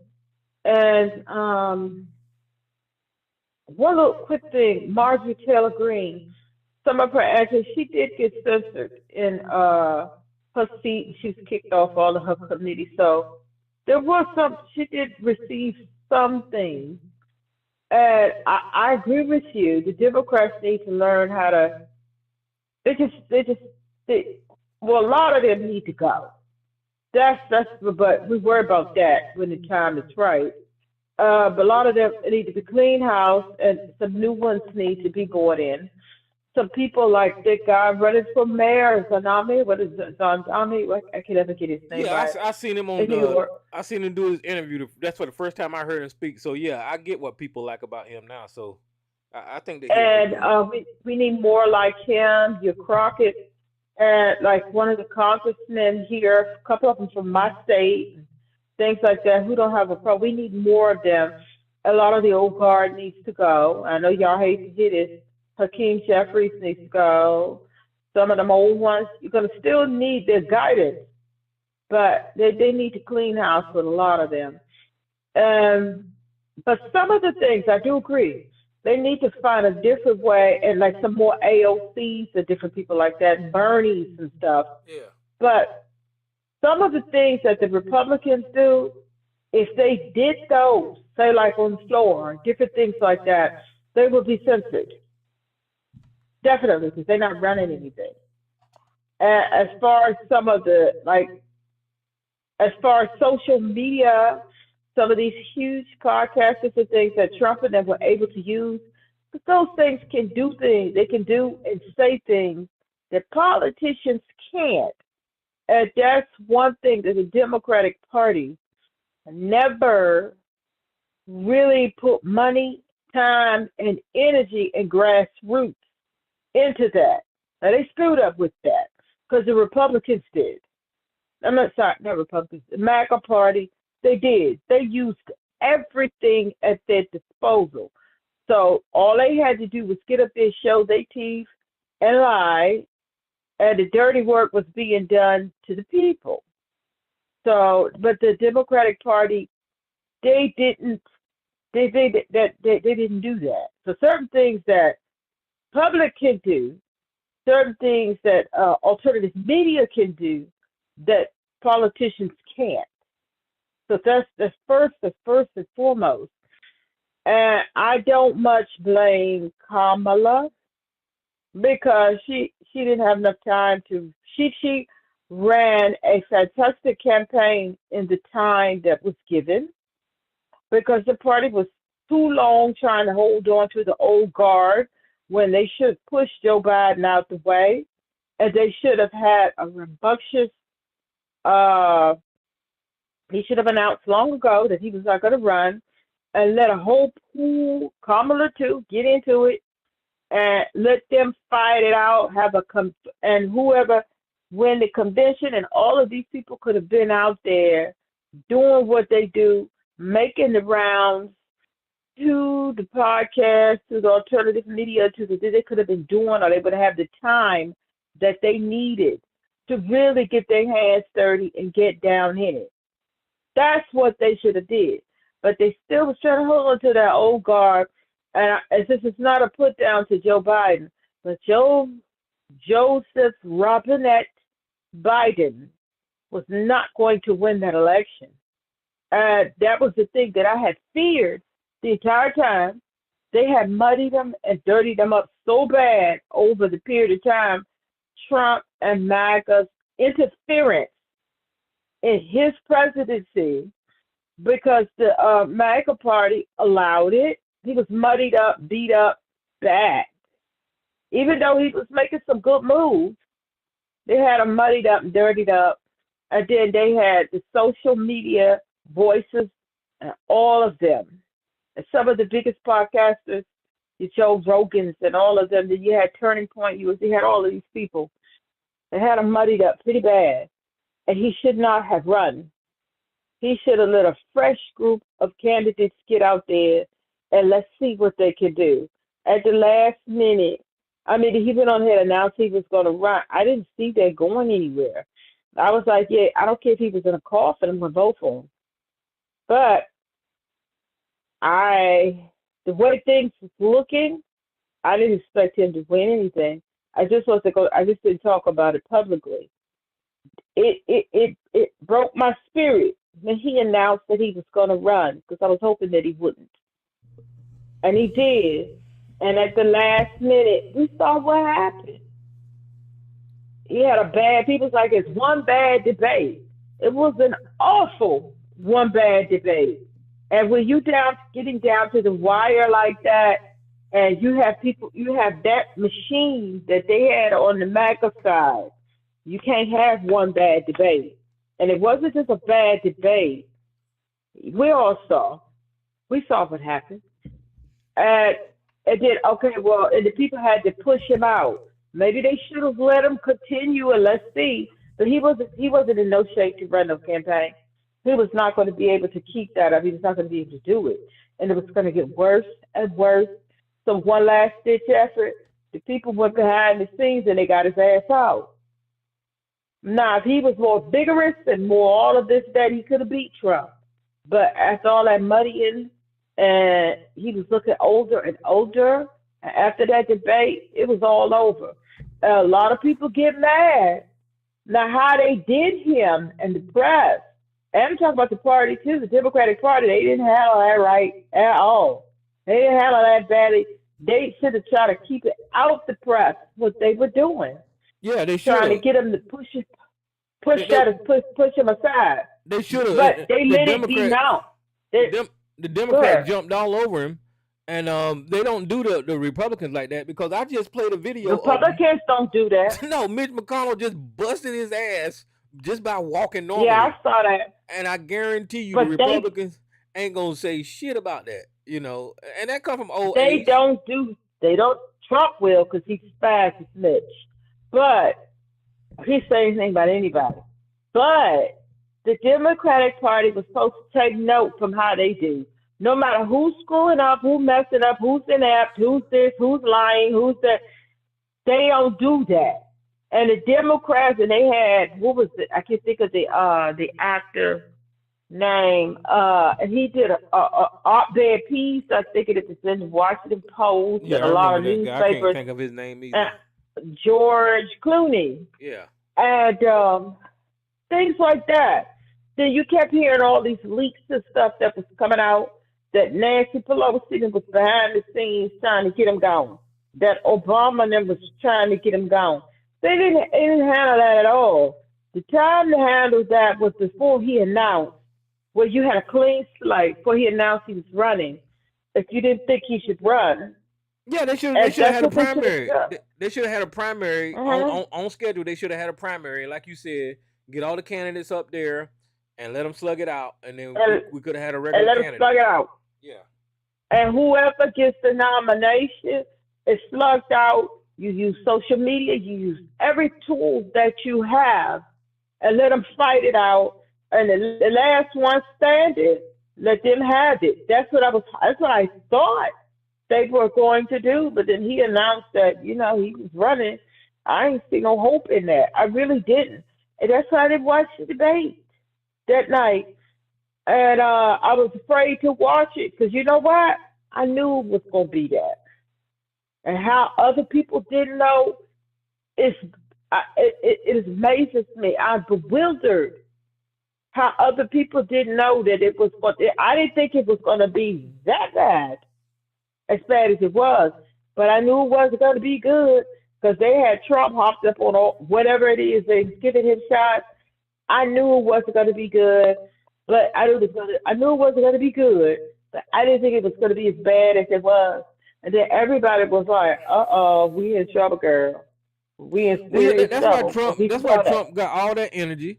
That's probably why his hand is fucking turning crusty, is because they got that man on meds. They really got him on Hyped meds. up. They got him hyped up on something. He Because probably was you kicking can all kind of stuff. you can look at Trump sometimes and you can tell when he's not on the medicines, but you can tell hmm that most of the time that man is hyped up on something. You could tell when he When they gave is, him a shot, when and he they, is they it. shot him up. You saying they shot him up with something, and he started going crazy? That's just my opinion. That's Yeah, just my opinion, speculation. listen, guys. I know drugs is bad and society looks at it as bad, and it is. But there is medicines that is safe enough to give you energy. Especially he got access to the best doctors in the goddamn world. So they're gonna give him they can hmm give him medicine that's not gonna kill him for his age, that is gonna give him energy. So they know what the hell they doing. They're not trying to kill him, but they know that they can shoot his ass up and he have energy. And he know it too. He got the And money he to pay for it. he know it too. And he was standing up there, and how he was looking at Joe Biden, as at Joe Biden, it was as if he didn't know where he was at. He didn't know what was going on. And y'all know it. Y'all know it because after the debate, I didn't watch it because I was afraid to.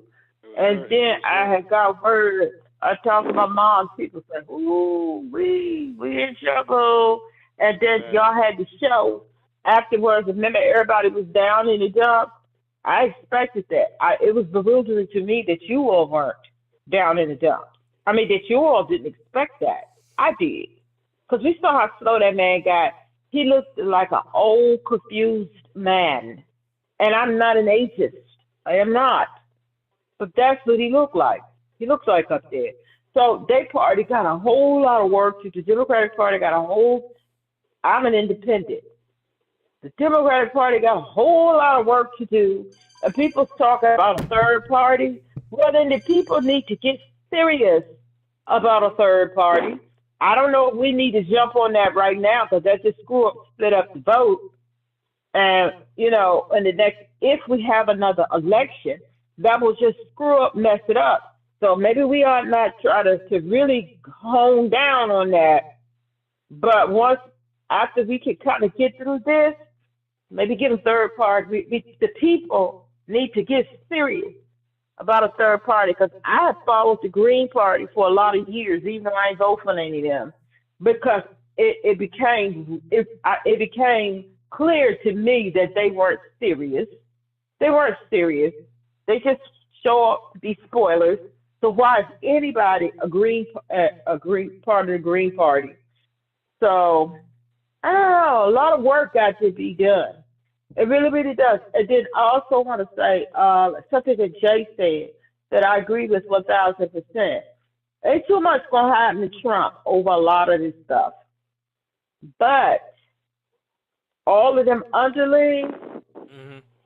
it's going to be a lot of hell to pay for them. And this is what I don't get, why some of them, I understand they scared of Trump, they scared of MAGA, this, that, but they ought to know, y'all think that this is going to just last forever? Things move fast. Things move very fast. And you can look back at history and see, and we're even faster now. You go back to Nazi era Germany with the rise of the Nazi, of Hitler and all of them. From when he rose to power, and the whole entire country was obliterated in 1945.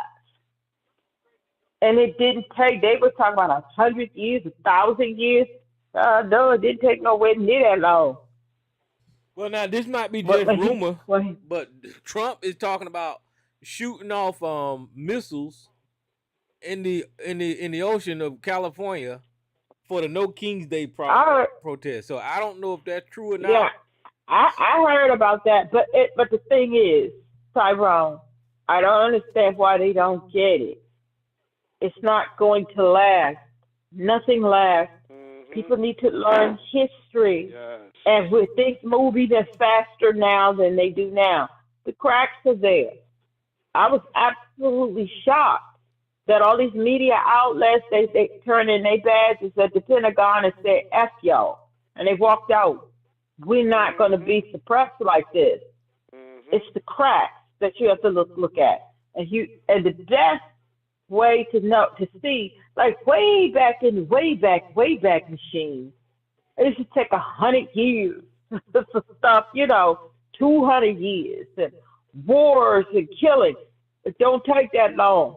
The rise of Hitler and Nazi era Germany was obliterated in 1945. I mean, the country was destroyed, literally, literally, and whatever you want to put on it. It was completely, they destroyed them. So things move fast. If this too shall pass, and this too won't last.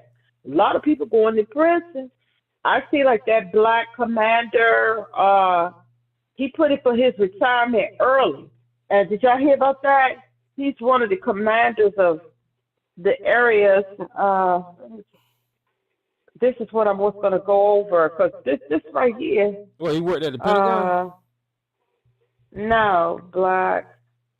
I'm gonna get it. I don't want to mix it up. Putting in retirement. Retirement. What's his name? Because I just saw that. Yeah. Let me see. This is his name. I think it's Admiral. Yeah, this is him. Let me get it straight. I want to get this name.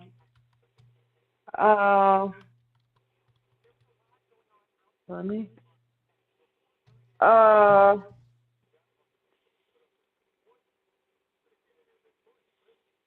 Okay. Admiral Alvin Halsey. You can pull up the name. Top military officer, central to Trump's drug war. He's stepping down early. He put in his retirement. He's the one that's been overseeing a lot of that mess going up, them boats and stuff out there, and whatever's going on over there in Venezuela. And they said this kind of took everybody off guard. And but what they say on the street, he know. And he said, I'm not gonna be one of them that y'all put in the Hague. It's not gonna be me. So he's stepping down early from retirement. I respect this guy. I respect that. Yeah, because they tell us in the military, you're not supposed to follow unlawful orders. Sarge know that. Yes. So whenever Donald Trump is telling the military to do this unlawful stuff, those commanders can actually say no. Now, what that's going to mean for their career, I don't know, but they can still say no. They're supposed to be able to say no and not get in trouble. But I respect this guy for doing this. So he's stepping down. They did not expect this. I guess he has to sign in to get his full retirement and everything. But he's calling it quits. And he was the head of all that operation over there. So right there, and the scuttlebutt is, y'all ain't gonna put me in the brig, the Hague, or whatever. Y'all ain't putting me in there. Yeah, because Donald Trump is basically when the stuff come crashing down. He's using the military to kill civilians just at whim, and I don't blame this admiral for not wanting to be a part of that, because if he's it looked like he was the commander of the Southern Command down there in that area, and if he's over that stuff, then he's going to be in accountability for them people being killed down there. So I mean, just abruptly, it was abruptly announced today. So I mean, that's a smart move. If you can go ahead and get your retirement, get out while the getting is good. So it's cracks. It's a lot of cracks. So that thing about for the No King's Day, I heard about that, but they're talking about doing, and Governor Hot Wheels said that he's going to send his National Guard down to the No King parade in Texas, because you're not supposed to be. So I'm just curious. The last one was fantastic, but they expect even much more. this time, and the last one was powerful. So I just hope it go off. Gavin Newsom was telling his people, state of California, our governor did the same thing. When you come out, be peaceful. Do not give these people a reason. Do not this, that. So we have to see how it's going to go down. I haven't done any protesting because I just think it's bad strategy. Too many black faces out there. But I was thinking about wherever they could. I'm not going into the city. I was thinking about wherever, maybe down to our capital, probably they will have Indianapolis. They will have big protests and stuff going on. I thought about not taking part in the protest, but just driving nearby and seeing the people so I could say I was there. Because I do think, and all the people say that black people, y'all need to get out of this. It's our fight, which is our fight as well. I agree with that. But I also agree with other people need to put their bodies out there. And we need to sit it out because just the fact of black faces, too many black faces in certain areas, that just give them a reason, So and ICE and it don't give any reason. So I think it's smart. That's just my opinion. That black people, y'all stay away from that. Y'all let them do it. Let them do it. Oh yeah. I think Black America been responding that's pretty good. I think so. Yes. Yeah. So I mean, listen. I'm not saying don't protest, but don't get in the middle of the bullshit where them cops is going to fucking, Yeah, and so, oh my God, you just showed that thing. Mitch McConnell. Screw his ass. He turned around and waved. Ain't he supposed to be leaving when his term is up? He's what he said, right? I guess, but this is showing you that they're gonna stay in power, to their last day and be racist to their last breath. Yeah, and just screw up because Mitch McConnell is the reason that the Supreme Court is the way it is. When he wouldn't allow Matt Garland to get in there, and then he turned around. And he's the reason why. He's the reason why a lot of stuff. Yeah. He's the reason why he's helped to steal one of Obama picks. He's the reason why Trump was able to run for president again. Had he let the Senate after the House, the first time when they impeached him, he didn't allow the Senate to do it. And the second time after the insurrection, the House impeached him again. And they didn't, and with his pull and his with everything, they would not convict. Yep. So Mitch McConnell is the cause for a lot of this.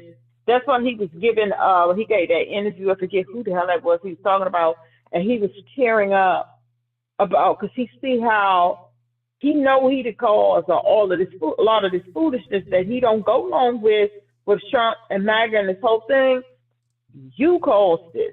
So your face will be in history books too. His face will be there too. Yeah, the sad thing about Mitch McConnell is that he know what's right. Because he's been there so long, he's seen how the government is supposed to run, and he know the right and wrong. And he don't like He know the limitations, so he already know how. But he's doing this on purpose for whatever racist reason, and he just helping destroy the damn government.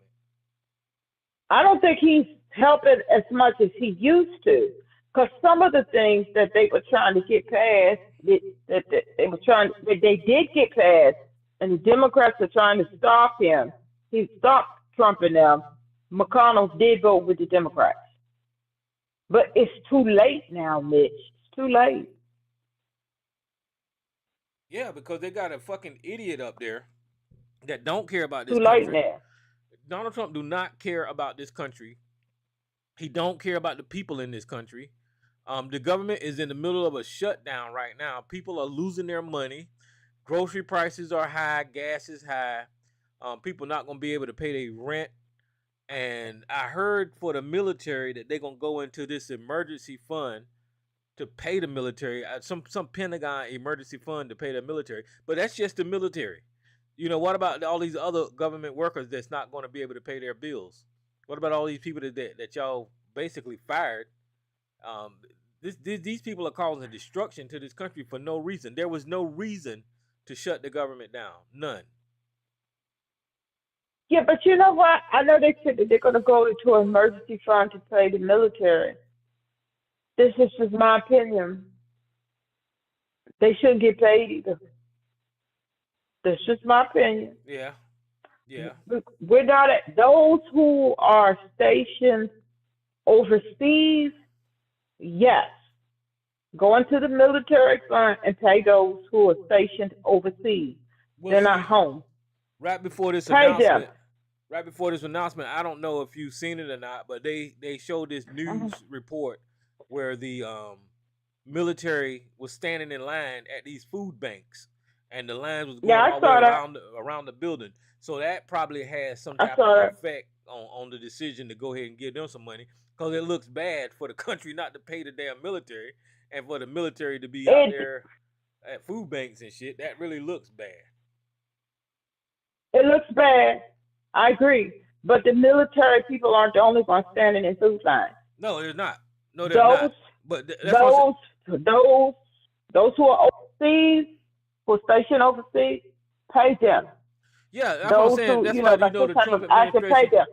But everybody here, all of them that are here in the United States, don't. Yeah, And that's what I'm this trying to is my say. reason why. Go ahead.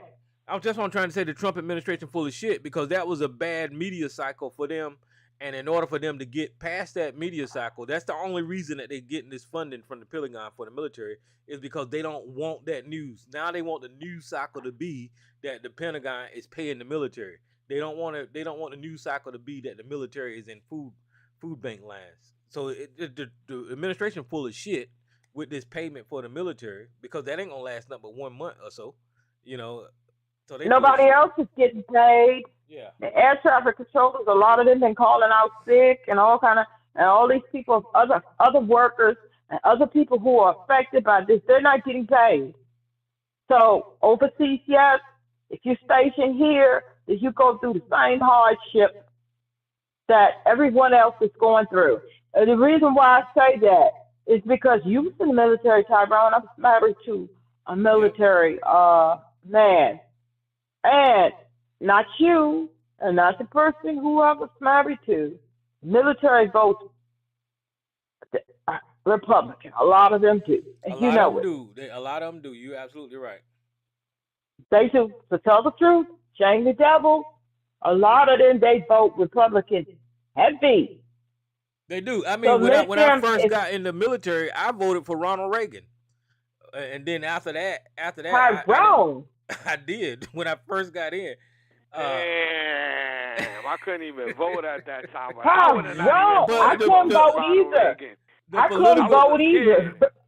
the you couldn't vote. Y'all were too young. I'm telling my age. Yeah, but hmm I even knew back then in the 80s he was bad for the U.S. No, Damn, but Yeah, I was like, no, I Tyrone. was what like we 6 was years hearing, old, man. what we was hearing is that we was gonna get raises and increase in Oh pay. That's yeah. what we was voting for. Did y'all get it? Yeah, yeah. No. They always take care Oh, of the they gave military. y'all a raise? Yeah, they always take Oh, care of the okay, military. okay. But yeah, I did Yeah, but they didn't vote. take us Well, America. It was like shit. I was young. cause see, so you see, the military they vote Republican. So let all their answers here in the United States that's home, no, they And don't then get paid and just like the then other workers don't get paid. No. I said that to say that that's what they push on the military installations. Everybody is talking Right. about how you gonna vote, how you gonna vote, how you gonna vote, and then they start Yeah, I demonizing the know. Democrats, saying the Democrats ain't gonna do nothing for you. I know. Ronald Reagan gonna give us I a know. raise and all this kind of shit. So that's Right, that. bro. But I'm not gonna shade you. I'm not gonna shade you too much for that, Uh-uh. cause my father, may he rest in peace, he voted for Reagan as well. Cause I told you he was Republican. He was a let me put it this way. He was a moderate Republican. He voted for Ronald Reagan. I think he voted for Bush the first time. And then he left that long after the first vote. But again, he realized that because he was for some tax cuts and things like that. So I won't shade you too much for that because my father was he did too.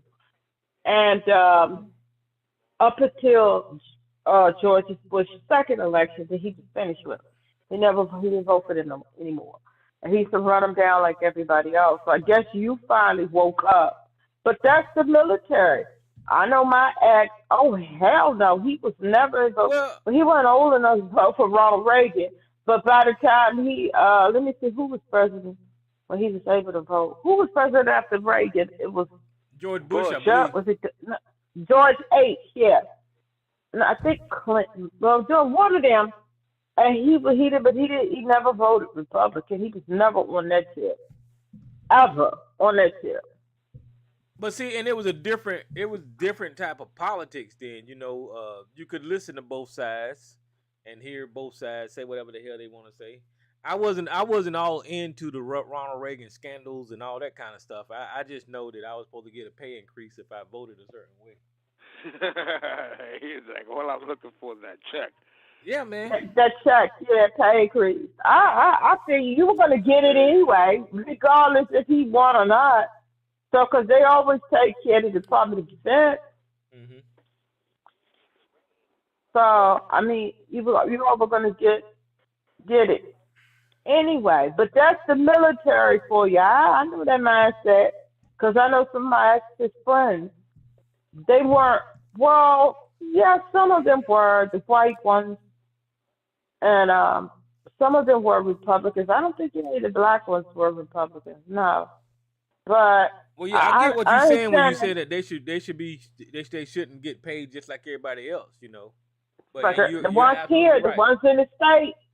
If you're in the states, no, I don't care if your wives or whoever's in the food line getting food. So it's other people, and a lot of y'all heavily loaded for this.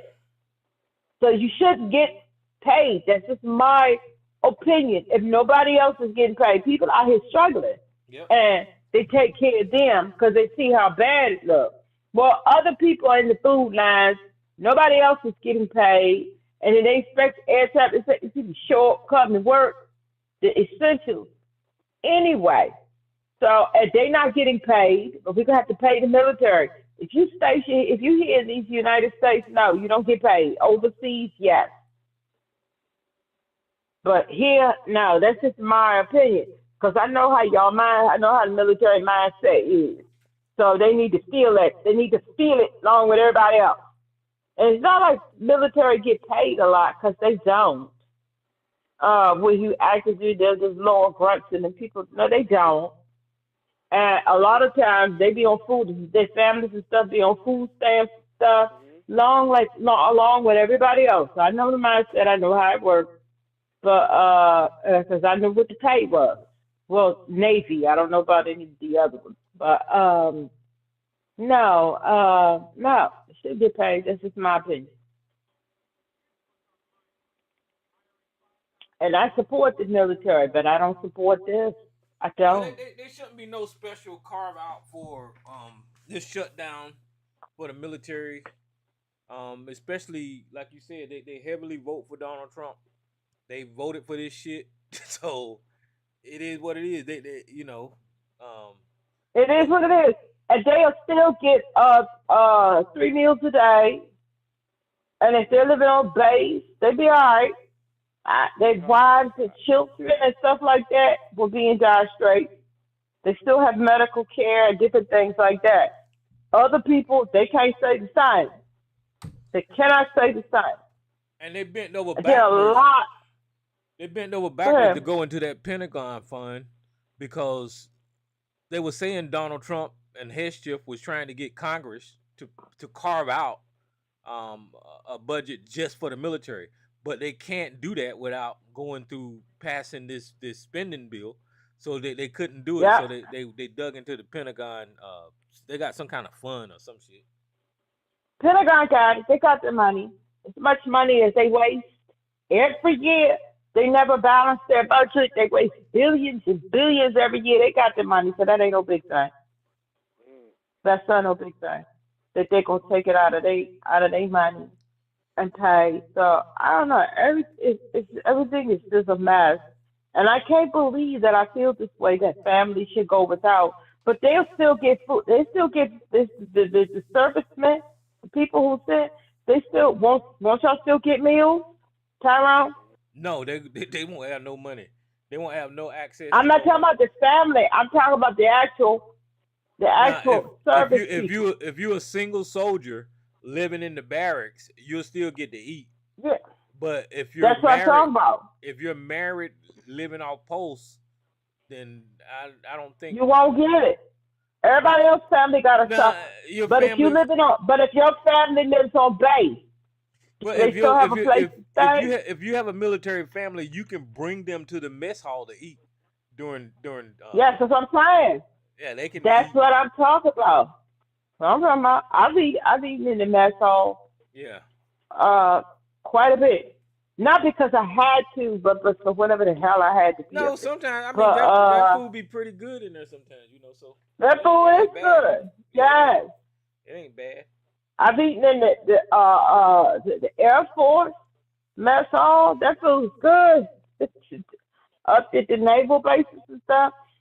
For whatever reason, I was up there. Let's go grab something. Let's go grab food. It was good. Just as good as any other cafeteria food. Yeah. So they can still eat, but other people can't stay the same. They cannot stay the same. And the food banks is low because of the department that Elon Musk shut down, where they used to give food to the food banks for the people in case of emergencies and stuff like that. They don't have the food stuff at the food banks. They are relying on the generosity of companies to donate and the public to donate. Because all Yeah. that money and all that food, different things that was given to the food banks in case of emergency, they don't have it like they used to because that department is gone.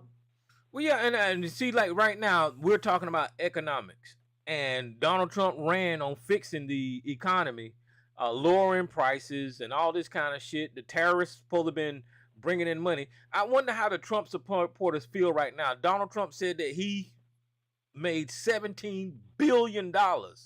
Why are they so slow that if he made $17 billion, then that money should Trillion, be going trillion, back trillion, into the trillion, economy?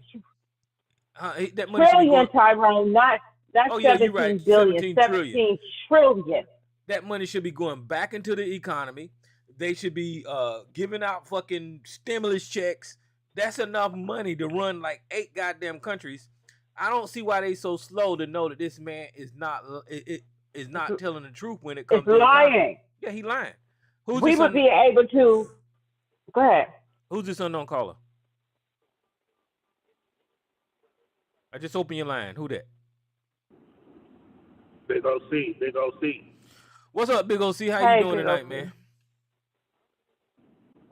Chilling, man. Man, I'm just listening, man. I just chimed in when y'all eating on the base, man. It just took me back.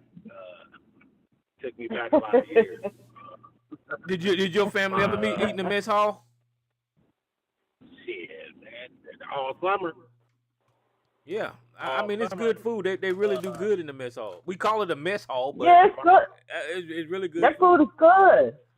It's good food. Yeah, all my aunties all worked up in there.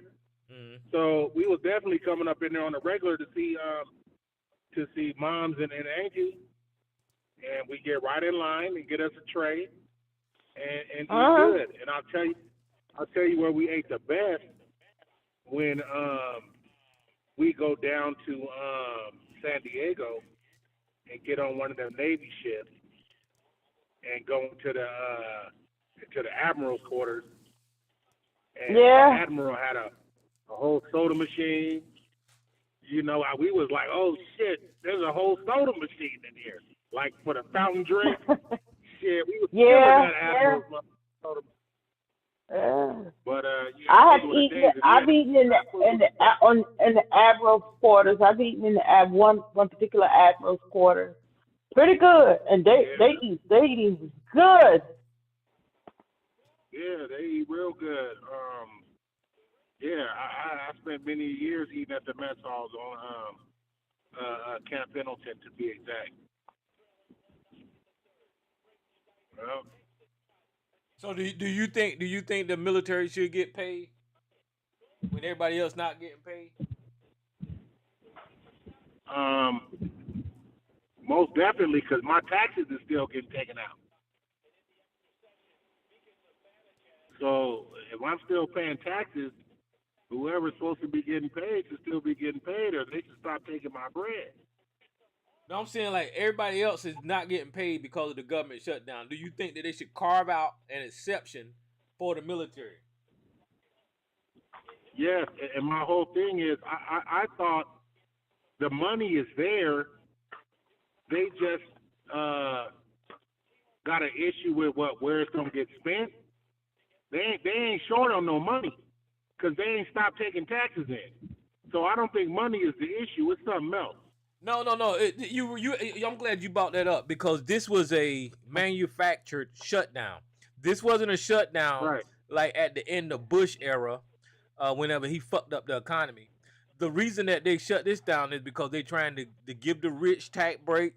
They're trying to close health insurance and take money out of these places that normally get funded, and the Republicans is wanting all that shit to be taken away, and the Democrats are saying no. So the money is there. There is no shortage on funds. You're right. Right. And there's that simple fact that should let everybody know if you ain't getting paid, it's because the Republicans ain't trying to get you paid because they could come back into session. They run everything. And I'm sure the Democrats will vote for the carve out for y'all to get y'all check. I mean, hold on. Are the veterans getting their check? The retirees? Well, I got mine this last pay period, so yeah, I ain't trying to jinx my damn self. I don't want to not get paid, you know. So, but I actually talked to somebody today that said that they didn't get their Social Security check. Now that's not across the board, and I don't know why they wouldn't receive their Social Security check, but they said that they still waiting on their Social Security check. I heard you say that quite wrong, and 'cause my mother gets Social Security, she's a retirement and all that stuff. And when I heard you say that before I called in, Yeah. I called her and I said, "Did you get your Social Security?" And she was like, "Yeah, she got hers." So, well, see, that's what I'm saying is I know it went across the board, so I don't know why these person didn't get his, but it was happened during the shutdown. Shutdown. It's probably plenty of other people who think they Social Security and stuff like that is gonna be delayed. But my mom got hers, you know. So it's just a mess. But I hear y'all say that the military should get paid. I don't think they should. I think they need to suffer right along with everybody else. If everybody can suffer, they can suffer too. And if the food banks run out, then go see what if the churches in your area giving out potatoes and fruits and things like that. If that's the best you can do, that's it. Oh, but one more thing about eating on the base. Air Force Base had the best food. That's just my opinion. Yeah, they do. They do. The Air Force Base had the best food because you could pick from, and you could pay to get the upgrade, but just the regular food that they picked, because they had the Air Force to me, because I ate on the Air Force Base quite a bit, and then the Navy, then the Admiral quarters, but the Air Force had a better variety. That's just the bases that I had eaten at Andrews Air Force Base. What's the one up there where the Vice President's house is at? It's the base where the Vice President lives. Let me see. Vice President. I don't know, but they really take care of the Air Force. The Air Force get every damn thing. Yeah, they take care of the Navy pretty good too. Up there at the Naval Observatory. That's what his the vice president. So the Naval Observatory, the base there, I did a good bit eating there. And Andrews Air Force Base here, that's what Air Force One and all that stuff is at. And but now it's the Air Force Andrews is now Air Force and Naval Base. But yeah, they just had a better variety, as far as I'm concerned. It's a variety of food to me. I thought so. And the Naval Now that we on a Observatory was food pretty good. subject, what was the meal that stuck out? Please tell me, please. Just like What was the meal that stuck cafeteria. out? The meals that stuck out to me the most, like at the Air Force base, uh, you had more of a variety. If you wanted stuff like burgers and fries and stuff like that, you could get that. Then if you wanted like regular food cooked stuff, they would have stuff like fried chicken, which was good, Salisbury steak, just regular cafeteria food. They would have lasagna, spaghetti, just Mm. the thing.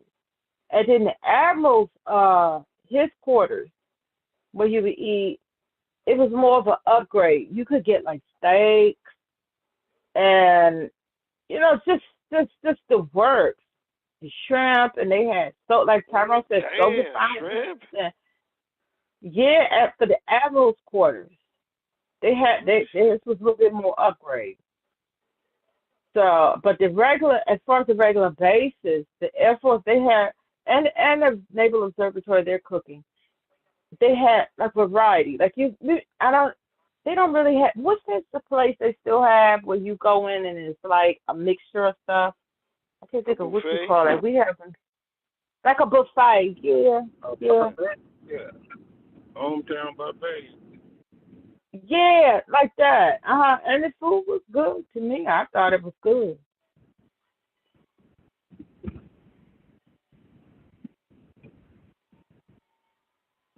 I enjoyed it. Hey, Tyrone, real quick. Did y'all talk about that mass murder in Mississippi? There's another one. I can't keep up with them, man.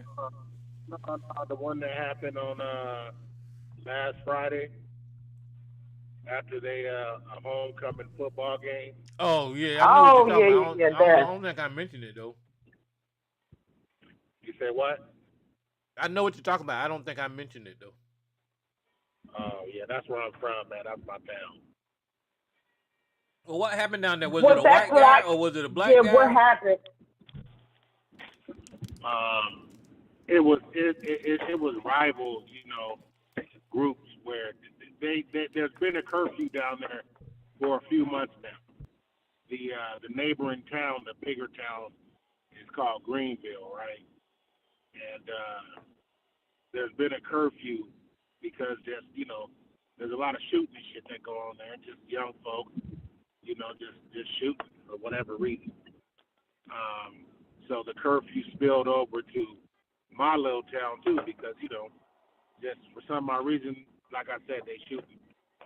But there had been a shooting the night before between these rivals, and it just so happened they seen each other again at the homecoming festivities after the football game. So they just start shooting right there. From what my cousin was saying, they shot for about 10 minutes. For about 10 minutes they would shoot. And in Mississippi, everybody carried something. Or as far as the thugs, put it that way, they all carried something. So it was machine gun fire, all that. Well, But that none was of that black was people law then. enforcement. That wasn't white people. That was black Oh, people for sure. there. Oh, yeah, yeah, yeah. Oh, yeah, yeah, yeah, yeah, yeah. Yeah. That's what I All black thought it folks. was black people, but I didn't get into it. I figured it was Well, black people. Oh, yeah, yeah. whenever he said arrival, that kind of gave it away. Yeah, Oh, yeah. They looking for four people, but these people wasn't really young. They was in their 30s and 40s, Looked like they and arrested one is nine. a female. This headline said they got nine Yeah, so arrested. they must have caught up with them probably, because didn't none of them get caught at the spot. Everybody, I think maybe they had one guy that was questioned at the spot, but everybody else had Yeah, got that was on. 9 hours ago. 9 hours ago, they arrested 9 people. It says 6 dead and 4 injured. 6 dead and 12 injured. That's crazy. Jesus Christ. It is crazy. Yeah. But I didn't want to get into it because I said that's going to probably be black people mass. And he just confirmed it. But no, it's not no problem to Yeah. point that out in our community. But this is I just didn't characteristic. want to hear about it. Yeah, this is characteristics of how we do things. We don't stand on no damn top of the Mm-hmm. building and start picking people off in a crowd. I'm not saying that it's justified, but they got their little rival arguments and all this kind of stuff that leads up to this. It's foolishness. Mm-hmm. Yeah. I figured Yeah. that was gonna be. I figured it was gonna be that, but that's one of the reasons why I kind of stayed away from reading about it. I said this is gonna be black people mass because it's little from the headlines and things that, and then I just go straight to the comment section, and no one was saying Trump's fault, Trump's fault. I said this is black people stuff because when I didn't see that, because at first it made it sound like somebody had went in on a shooting spree. But then after a little more came out, I said, yeah, this is black people stuff. I just I didn't want to hear about it.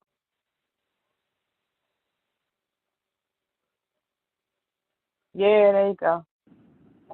Yeah. Yeah. You talking about a town of like 3,500 people?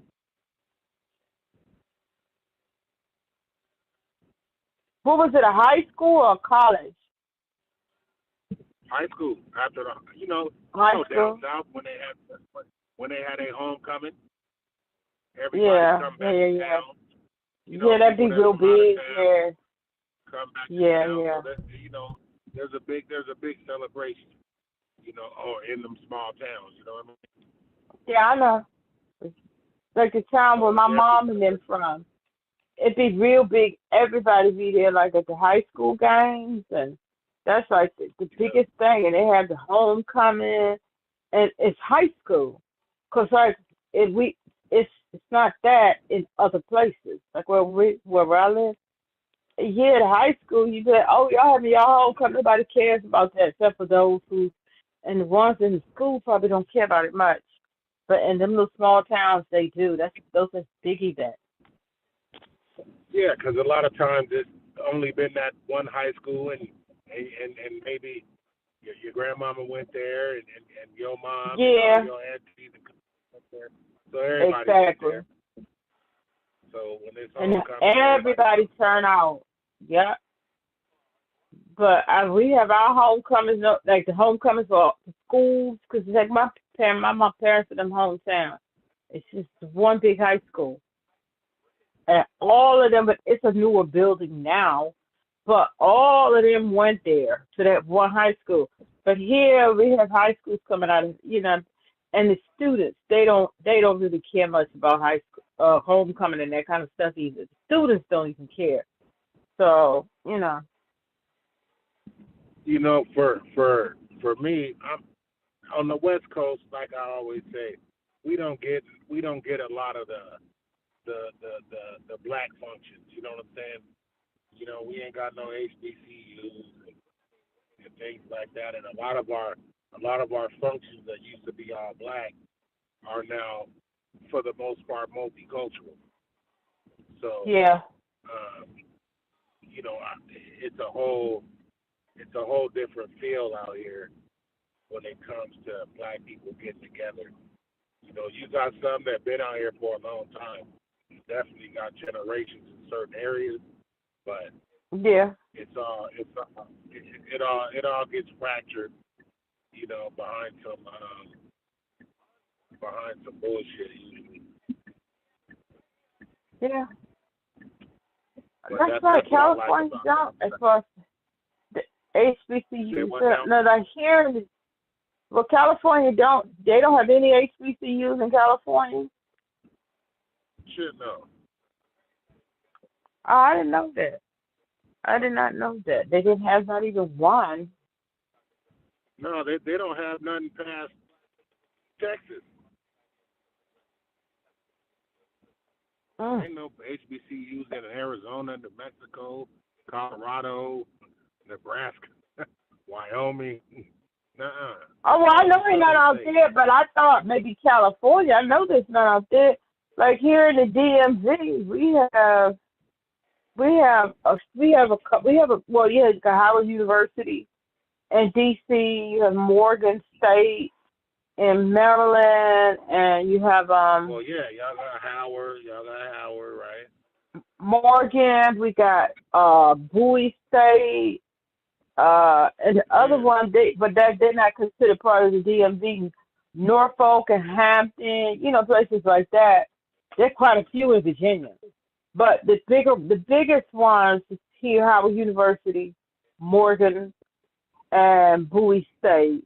And then as you go further up in out in Virginia, you have them out there. But they take it serious at Howard University, but not like they do, but because the whole city back in the day, the Wayback Machine, yeah, that used to be a big to do, and they still have big concerts. Like they'll have different celebrity groups and stuff used to come and perform and stuff at Howard because they're one of the big dogs as far as HBCUs. Bowie and Morgan is a little smaller, but they have some attractions, but it's not like overwhelmingly, like some of these other areas, some of these other states further down south.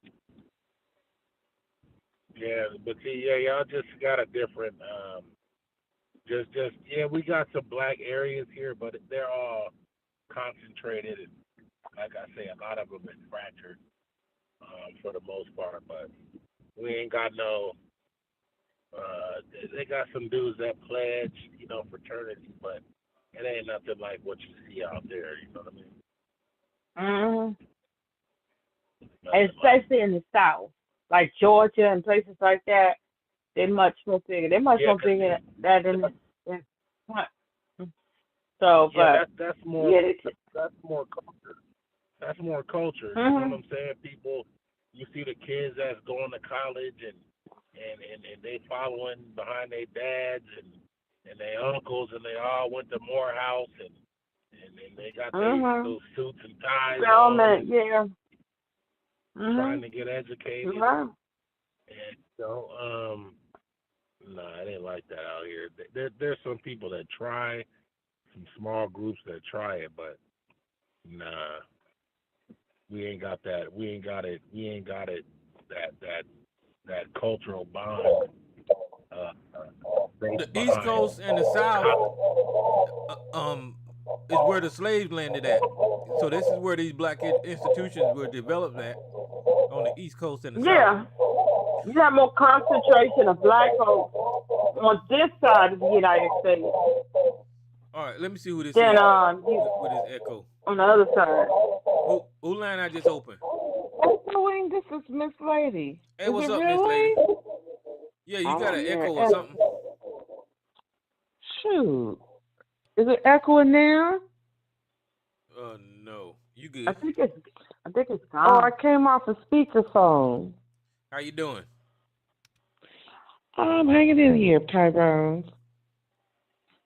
Yeah, I'm hanging in here. You ready for the What's tyranny? new? Huh? You ready for the tyranny? Oh my goodness. They getting ready for the No King's Day protesters. Oh yeah. They say they are formulating a list of people and organizations that are going to be declared as terrorists or whatever.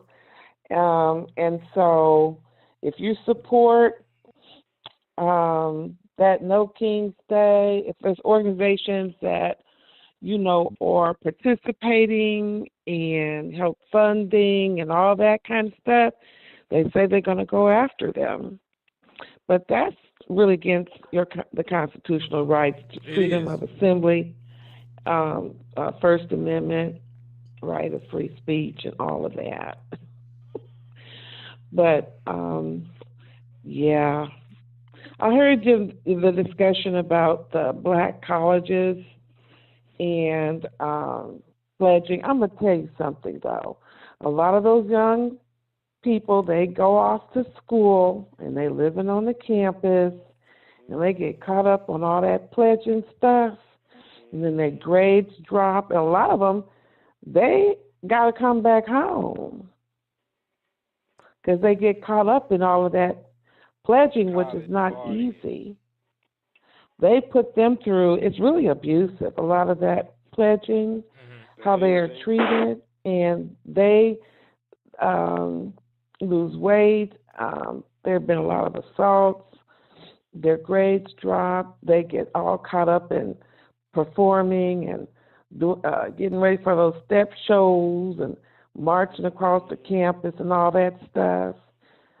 And sometimes I don't think it's good for young people who are away from home like that and to be starting pledging when they're freshmen and sophomores. I think they should wait until they're juniors to pledge. I agree with that. I agree with that 1,000%.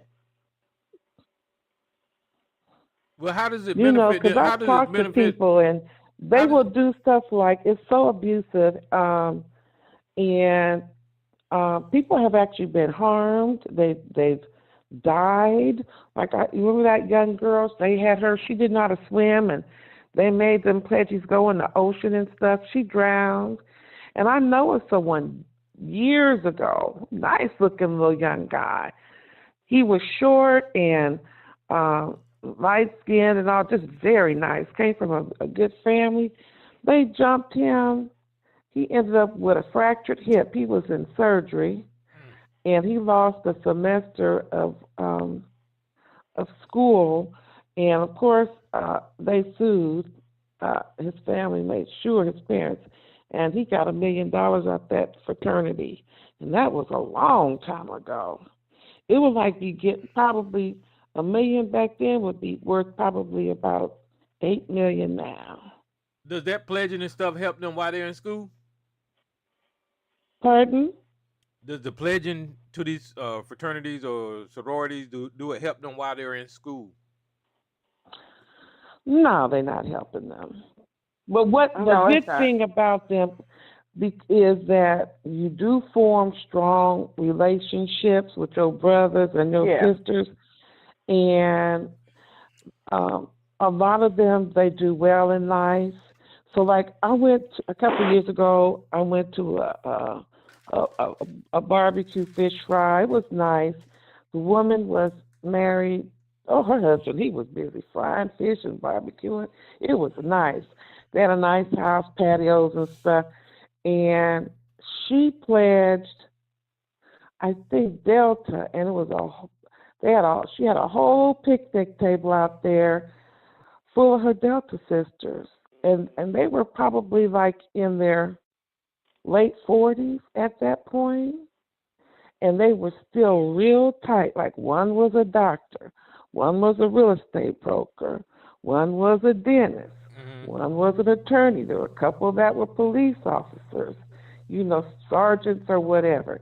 They real tight. So what's good is that, if you had questions or, about say medicine or dentistry or the law or whatever, issues with the police, you have people, your sisters, you could call. And then, of course, they got business from their sisters, and the people their sisters knew sent them business. And they were really tight. Yeah, I get it. And The they net, had the networking. So networking is very helpful. the networking can be exceptionally Yeah. helpful. So, What's like, the connection say, to that? pardon? I was saying, what's the connection to that and that group, that organization, that they all like a brotherhood with the eye in the Yeah, middle? What they they are call that? brotherhood. So, like, allegedly, if you could go to a different state and you don't know anybody there, you Mhm. could call, I guess, into the fraternity or the sorority and blah, blah, Uh huh. blah, and you're going to get hooked up. It's like I knew somebody that was studying for the bar exam, and they were in a different city. They left where they were from. They disappeared, and one of their brothers had a nice house, and he was able to stay at his brother's Put them house. up. Put him up. Yep. It's like So having the good Rolodex for life. That's basically. It's like a Mason, right? That's what I was gonna say. You know how the Masons they got Yeah, their own yeah, play, right? yeah, They like the yeah. Mason fraternity, and there's a connection also to that I've noticed. I've never been to college, but I've noticed people that's been to college, and they're connected with the sorority connections or the brotherhood stuff, but they're also connected to Masons. A lot of them are Masons. Some of them well, I are, don't yeah. know Some of that them are that's amazing. different than those alphas and deltas Mhm. and all that. The Masons, that's a whole different fraternity, Oh, different others. but they might join the Masons as well Mhm, later. mhm, mhm. But because That's what it's I'm all saying. about Yeah. network, especially you're gonna be in business or whatever, and you know, so that's good to Networking. do. But I'm telling you, a lot of young people failed college because they were too busy partying and pledging and being distracted. Mhm. For instance, I knew someone who pledged and they lost a lot of weight because it's abusive. A lot. It depends on like the people that's pledging with you or the people that say pledged last year and now they over you. So they might be making them go down the line, which they weren't supposed to do, and they might hit them all in the chest. You get a punch by everybody. You got to go through the line. Or they might make you drink too much and you get drunk, Water. and get sick. Or, oh, you have to run across the campus. You can't walk to your classes. And you can't step on the grass. So now you running and running and running trying to make it to your classes. And they're calling you at night. Oh, come empty my trash. And it's 3 o'clock in the morning. Oh, on Saturday, go wash my mother's car. Now you're not there for all that. You're there to be a college student, right? And so this is what I'm saying. Some of it has been very abusive. And I knew Yeah. someone when I went to undergrad. They told me they was pledging, and they snatched them. They had like on their underwear at night in the dorm. Ran up and snatched him, threw him in a car, and drove him miles from the campus. He had no clothes, no shoes, no money, To and walk dropped back. him off at the beach and said, "Oh well, get back how best you can." Now he's a black man out there in San Francisco, cold with nothing, no clothes, no shoes, no money, and now you have to get back to your dorm at 3 o'clock in the morning. That's first of all, it's very dangerous. Police can see you out there like that, and you could be in trouble. And he had to get back like that. Now you're supposed to be going to class in the morning. That's crazy. Yep. It is. It is. I considered it when I was in school, but I just didn't bother with it. But one thing I would say, after you've been out of school long, long, long, long, long time, you can go ahead. You can pledge if you want, because a couple of my family members, and some of my family members, they caught up in that in the South. A lot of them were alphas, the girls, and the guys were kappas. And I considered, but a lot of them after they graduated, and some of them, no shade, but some of one or two that I know who became alphas was like, how y'all get in there? Because you know what but they were Well, able my to get son's in an alpha. My brother's an alpha. uh, I know about them alphas, okay? then Those are supposed to yeah, so be the intellectual ones. And then as those other ones uh, with the red, what are those? The Kappas? uh-huh, They're supposed to be the uh-huh, pretty boys, okay? did And so then them Q dogs, they post, they have a dog house. Have you seen that step show? They actually have a dog house. They pull on the stage, and they be playing that Bow Wow Wow or whatever that song, that rap song that came out decades ago, and they start jumping out the dog house. So they call it the Q dogs. But um, yeah, they got some other ones. But I've been in them step shows, and they fun. They are fun they and are they fun, are a lot of good. fun. Yeah, they fun. They synchronize. They got their dance routines down in choreography. But yes, you're right. You can join after you graduate. Uh, Uh, uh, and so you're not going through all that stupid stuff. all You're that like foolishness because you grown, because you the grown. graduate chapter. Yeah, the graduate Uh-huh. chapters, and you can still So, network that way. Yeah. so you can do that because I've had some relatives that did that after. I had a lot of them did it before, but I know like Th- in the South, when they came to the AKA, if you wasn't on the light skin side, you had oh, the trouble. AKs was like they ain't like that no more. Not like that, Look because at that's some of what them I'm saying. AKA. Some of my, two of my relatives, it's like, how the hell how did y'all become an AKA? But this was like, they was like in their 40s and stuff. But back when they were in college, they never would have been able to set foot because they couldn't have passed them tests. But some of my Is other that relatives, right? it was high, Now, what yeah, years some of what my years are other, you talking about? Because I you know know, like in the AKAs, 60s. I know I feel like my AKAs, mother, and my they're mother and very them dark age. skinned. I know some AK Uh, players a long time ago out here. I don't think out here they didn't have that colorism stuff. They really in the didn't. South, they did. In the South, I'm telling you, when my Yeah. mom and those was in school, college and stuff, Mhm. she would have fit, right in, but she didn't pledge. But a lot of my other relatives with high yellows, yeah, child, they sort them out. And some of the Now, what browner years? What ones, years are you talking about? I'm talking about the late 60s, early 70s. This is a long time ago. Oh, Long time ago. So when some of them would not have, because they laugh about it now. Some of the family members, y'all know such and such. She said, AKA, and then they go, yeah, because back in the day, none of them, well, the couple of I them have would have been seen able to get in. pictures. I've seen group pictures like going back, like in the 40s and 50s, and yeah, you're right. They're very fair. Some look like they're very mixed, or Some very fair. AKA, yeah. Some could have almost passed. Some were a little Uh-huh. darker. They weren't all like that, but they They weren't. weren't all like that, They but weren't the darker. You might darker, have one the that was darker, brown skinned in the group, but the but rest were she was very pretty fair though. You skinned. had to be pretty. You had to be pretty.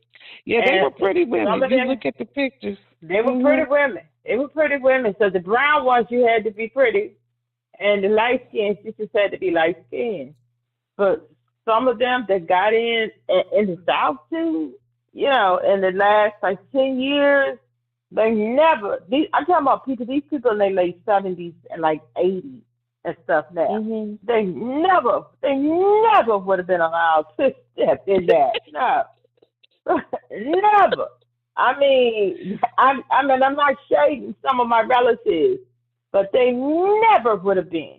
All the light skins in the family, they were all in it.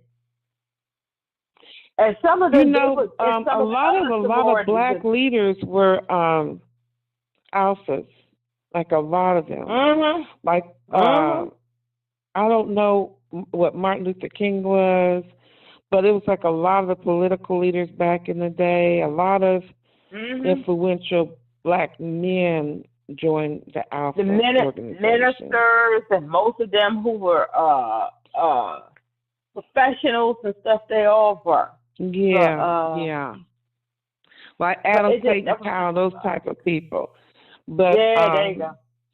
yeah, I don't know. I don't know if the men had that colorism thing in their fraternities. I Not as don't know. bad. Not as bad as they're not like the women. Not like the women. Not like the sorority. You could pledge, but certain ones they wanted to in the South. If you remember, this deep South. That The, South is the, something. the, And see, a lot of them Southern people uh, moved out here to California, brought all that mess with them. So uh-huh, they brought that mess with them. And a lot of them were mean too. If you were fair skinned, uh-huh. some of them were mean toward you because they had that resentment, which is understandable. but try and work with them. Oh my God, they could be very Uh-huh. evil and undercutting. They And sure are. yeah, It's like, why you move out here with all that foolishness? People want to get along, okay? Then you had the blue vine. The paper bag test. That's where a lot of that was used when it came to that. Then you had the Blue Vein Society and the Jackson Chill and all of them things like that. Yeah, you had a Oh lot yeah, of that going on. the elitists. Those were the elitists, the Uh-huh. Jack and Jill. And what was that other organization for the women, the black women? Oh gosh. Oh, I can't think of it right now. I never joined. I never wanted to really join a sorority. One of my Me, I sisters wasn't did, interested in and that. they wasn't treating her right. My mother got, honey, she by the time she told that woman off, who was mistreating my sister, she had to back off. No, I wasn't gonna go through that. She had my sister Yeah, but like, crying. I Mm-mm. mean, I'm like, that they, don't make. I said, this makes no sense. What's the purpose of humiliating and being abusive to someone? That's stupid. I think that's an offshoot of like gang, like being jumped in a gang. To me, I don't see the difference. but like, um, Jay, you were talking about like the Masons. Well, yes. all of my grandfathers were Masons. My brothers are Masons, so they're all Masons.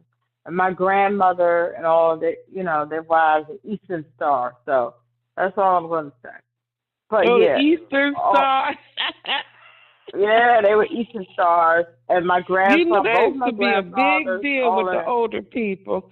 Uh huh. I don't know anybody young that's even talk about the Eastern Star I don't think the at women don't. all. I don't know how that's really working now. But the Masons are still the Masons because my Yeah. brother is one. Both my grandfathers, grandmothers, like I said, my dad, all of them were all of them Masons. I think my father was a Mason, but I think he kind of broke away from that.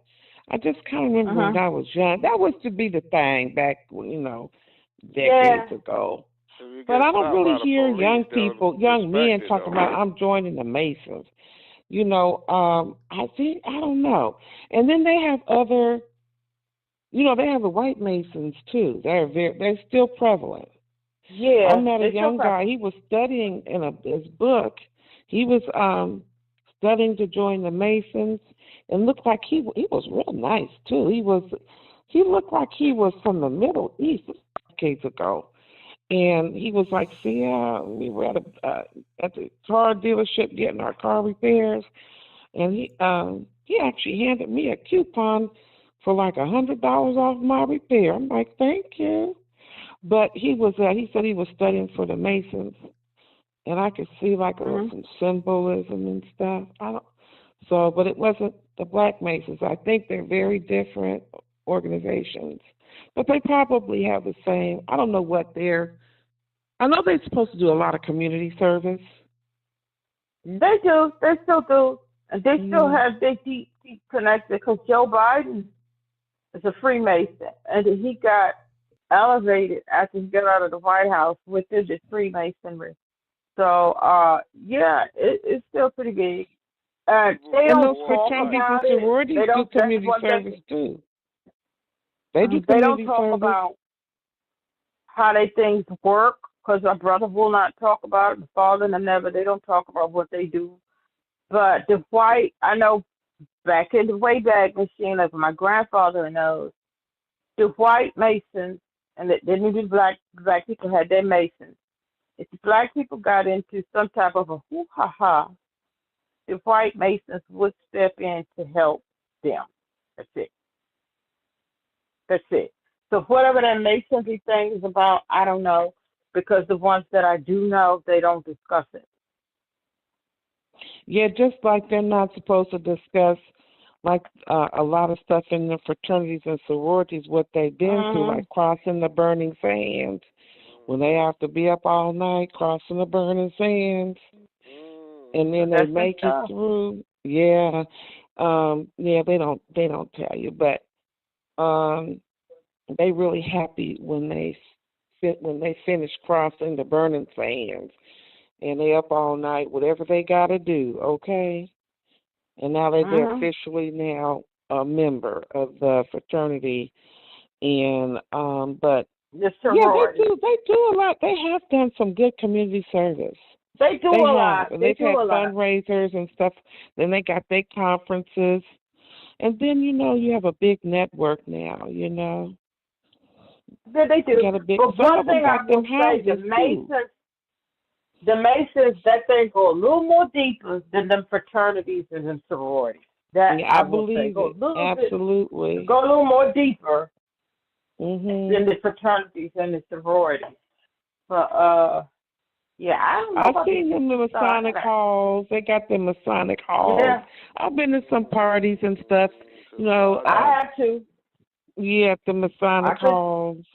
Um, they got some good I've gone parties. to I've them, been like to my one. brother, and when they have them, they invite you to their cabarets and their different things that they have. I've gone to a couple of them, but this stuff is a little more deeper than the fraternities and the sororities. I would love to know if that's I could research it. He will tell you. But my father and them all in the past now, but they was real. They was in that thing deep. Is a room You that's know not for those everybody. deltas. I'm gonna tell you that delta sorority. They have some very professional, influential people in that sorority. Mhm. They really do. I think they helped Obama get elected too. Yeah, they were really they those. I think they wear red. Don't they wear red? I And don't. I girl. yeah, I've met a lot of Delta women, and they were professional women, and they were on their game. And Yep. yeah, The AKA yeah. too, because they helped to push Kamala through a lot of her things that she had did even before the vice presidency. Because she's an Oh yeah, AKA she was an from Howard, AKA. I can't Howard stand that University. sound Yeah, they make though. That I wee just or ski that chi or kid. whatever they. Yeah. Oh, it's so irritating. Mhm. But yeah. But I'm not for no abuse. I just mm-mm. No, mm-mm. But I would, if I was Tyrone, going to what join, happened to it you? would be that it would have been. I'm not.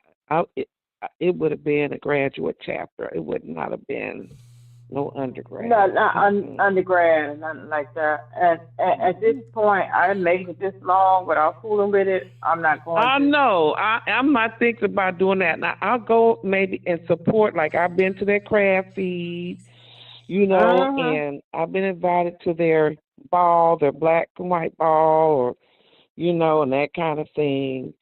But I'm much too old now to be doing all that kind of Fooling with stuff. But that. I will support But them. it's fun. Like the Jack Yeah. and Jill, I'm not gonna get into it, but I anyway. Uh, to their balls and they said the debutante balls. Yeah, I was in that stuff. So that's all I'm gonna say. And But what I is don't that fool other in that one that the anymore. women join? It's like from more mature women, like elite I don't black women. What's the name of that organization? Oh, I can't think of it. know. Neither. But allegedly, with that Jack and Jill, the little boys and girls, they meet each other and they, go to the debutante balls and this and blah Yep. blah blah and all that kind of stuff. Yep. Yeah. That's your Um, first when you little introduction to society. I did all that. After I got to college age, just kind of moved on from that. But yeah, I did all that. Um, but you made it this far. There's no need to look back. But that my mother and them had me and all that stuff. So it and was mine fun. didn't because she was too busy working putting us through Catholic school. It was a number of us. She didn't have time for all that. I So went to yeah, Catholic school too. My which whole way through. Did yeah, all there of was that. 5 of us, And and that's a lot of money to pay. And not only that's a that, lot of money. she was paying. They were paying for summer programs and other activities too. So Hmm. yeah, no, people didn't make that much And money I back then, and and it I was a think back sacrifice. to It those was a days. real sacrifice. What I was. I think back to those days when I was in all that stuff, and if some of them could hear how I talk and things now, it's like I just feel so far removed from that. So and that's when they Yeah, start. and I a don't lot know of it how is it is. it's pretentiousness too. It It's is. a lot of pretentiousness. It is. But that's when they start setting your children up when you little. From this Slick. family, that family. They start the hookups back then. I remember one of the first balls when I became of age to go to, and I shouldn't be talking about this, but one of the first balls that I went to, a couple of little boys, and I was no more than maybe 9, 8, 9. Tap her on the shoulders and dance. You have on your long gowns and your gloves and your little pearl around your neck, and all the things. And I look back at that. It was sweet, but I'm so far removed from that now. And then too, that's just copying like high society, right? That's all it. And when Uh-huh. you really step back and look at all of that, they have their big debutante balls, right? And their elites, they have theirs, and then so it's really a lot of all of that has really just been copying what white society does. You It is. know, I agree with you. I agree with it you one is. thousand percent on that. It taught a lot of things that we learned, and it taught young ladies how to be young ladies as you watch the older girls for their coming out and things like that. And Uh, etiquette, how etiquette, to yeah, walk, a how lot to of sit, how to how to eat with converse, how to eat with the all of the right. things, and Yeah, it was and that's nice. And I cool. look back at it's cool. I look back at the little pictures of me in those little gowns and fixed up real cute stuff. I just so far removed in my mother's life, but it was a good time, and we just mm, that's just what it was. Yeah, if you have the time and the energy and the money for all that, that's great. you know, It's great. um, but keep your feet on the ground, right? They keep you on the ground, And keep you then too, it's and like the and thing is, oh, you want to socialize with like-minded families, so that was another thing, uh right? Hmm. and that's okay. I don't have a problem with that. Because I see some of the things like my nieces and things that they do. They're all right. They in nursing school and things like that. But I don't know. It's some good in it. Then it's so pretentious. Then it's some, I you know, know the pretentiousness is for me. It's always been a off the turn chain. off. Off the Even chain. when I was a kid, I couldn't stand pretentiousness, and I could see through it. But people are going to be people, right? And it's just Uh-huh. sometimes it's just good to sit back and just observe and you don't have to say anything, right? You don't even have to let them know you read them, but people are going to be people. But I can only take Tyrone, that what in happened small to you? doses. I hit, Uh, yeah, now I can I'm only think of. I'm Yeah, here. I was wondering what happened to you. Oh, okay. No, I'm just sitting here listening. It's past my bedtime, y'all. Yes, that's mine too. That's what I was wondering what happened to you. Let Because me I ask have to, you, is Ice running around where you at, Tyrone? Huh? Is Ice running around picking up people where you are? Now I don't know. I ain't been out there like that. And I haven't heard anything. But there's a lot of Mexicans down here. So Uh-huh. it's yeah. possible. It's possible they might be down here. Do I Oh, need Well, they're to? wait there a minute, doing Tyrone. You construction, talking about, huh? how do you know they How do you know they Mexican? Cause the Mexican. I can tell a Mexican they short and they Mexican. No, They the are short, a lot of them. Guatemala. the Guatemalans are short too. They could be, or they could be Salvadorian. Cause Yeah. that's one thing. Black people, we call them all Mexicans, but they not. But these are Mexicans. They're Ain't no not all Mexicans here. Mexican. Well, these are Mexicans They're here. not all Mexican. But You know that they Mexican. do y'all need for me to call ICE or something? Y'all want me to call ICE? No, no. I No, but understand it you was said I'm on Mexican. Portland. They was following them ice trucks, cars, or whatever. In some community, they were going where there's like a large Hispanic community, and this white woman, she had a big truck and she blocked them, and then she was yelling to people like, block them, block them. They're trying to kidnap people. So the people, the community came out, they was blocking up the ice cars. Yeah. I mean, I And joke that's about And I good. then joke about see they calling ICE, but I confronted would. them, and then they got a little scared, and so they maneuvered. They ran over somebody's grass and fled. Mm, I joke You about should calling see it. ICE, It's but I would funny. never. That woman was brave, boy. I would never call ICE on. I think it's terrible what them people are going through. You know. I agree. It is I agree. awful. I'm surprised they're not running around all up in our state because we have a huge, pretty good sanctuary city between the two counties. Half is in my county and half is in one of the other county. Are And you in Maryland? they be up You, around in Maryland, yeah. And we have a huge sanctuary city. The DC line from where the sanctuary city is, you walk across the street. So I'm just surprised they were talking about sending the National Guard into Baltimore. They don't need a National Guard in Baltimore. But I haven't heard anything about, they've had some raids, but not like some of the other areas. And I'm surprised that they haven't just flooded all through the state of Maryland. Because, like I said, we have a huge sanctuary city. And they I'm all up and down. surprised they haven't That's been running through surprised. there. I'm very surprised. You hear about a raid, but it'd be like one little person or two, but not like in some of these other areas. I'm surprised. I don't understand. I hope they don't. But like, I like to thrift and buy old toys and things like that to refurbish and things like that. And I stopped going to the thrift stores over there because all of them are located. The best ones that I like to go to, they're located in Sanctuary City, in the area. And I said, well, I'm gonna stay from up around those places in case if that were to stop. I haven't been thrifting in a while, and I said, and I'm not. I don't think I'm gonna go back because if they ever invade over into the state of Maryland, you don't want to get caught up in that mess.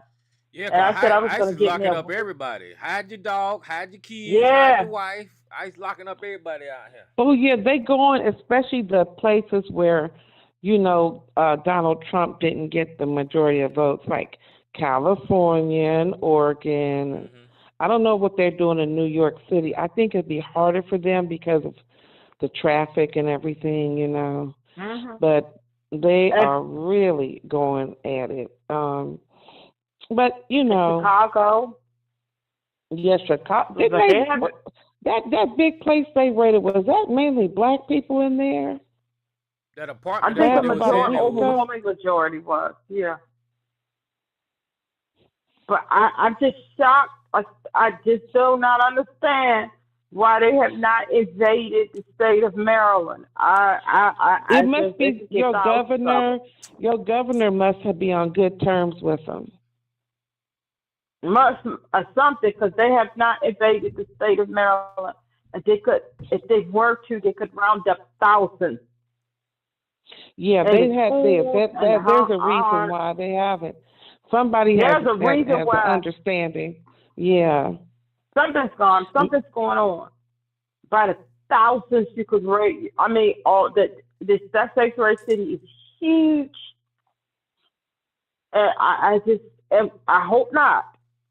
But because they could load up. I'm telling you, and they wouldn't have to be out here. Some of these areas out here fighting and trying to grab up one. I just don't understand.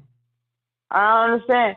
And, Ooh, and the Home they had a Depot, video the other day, and it was a black one, and he had all the most swinging dreads, braids up under his helmet, and he attacked this man. It was horrible. He just I went can only imagine. wham.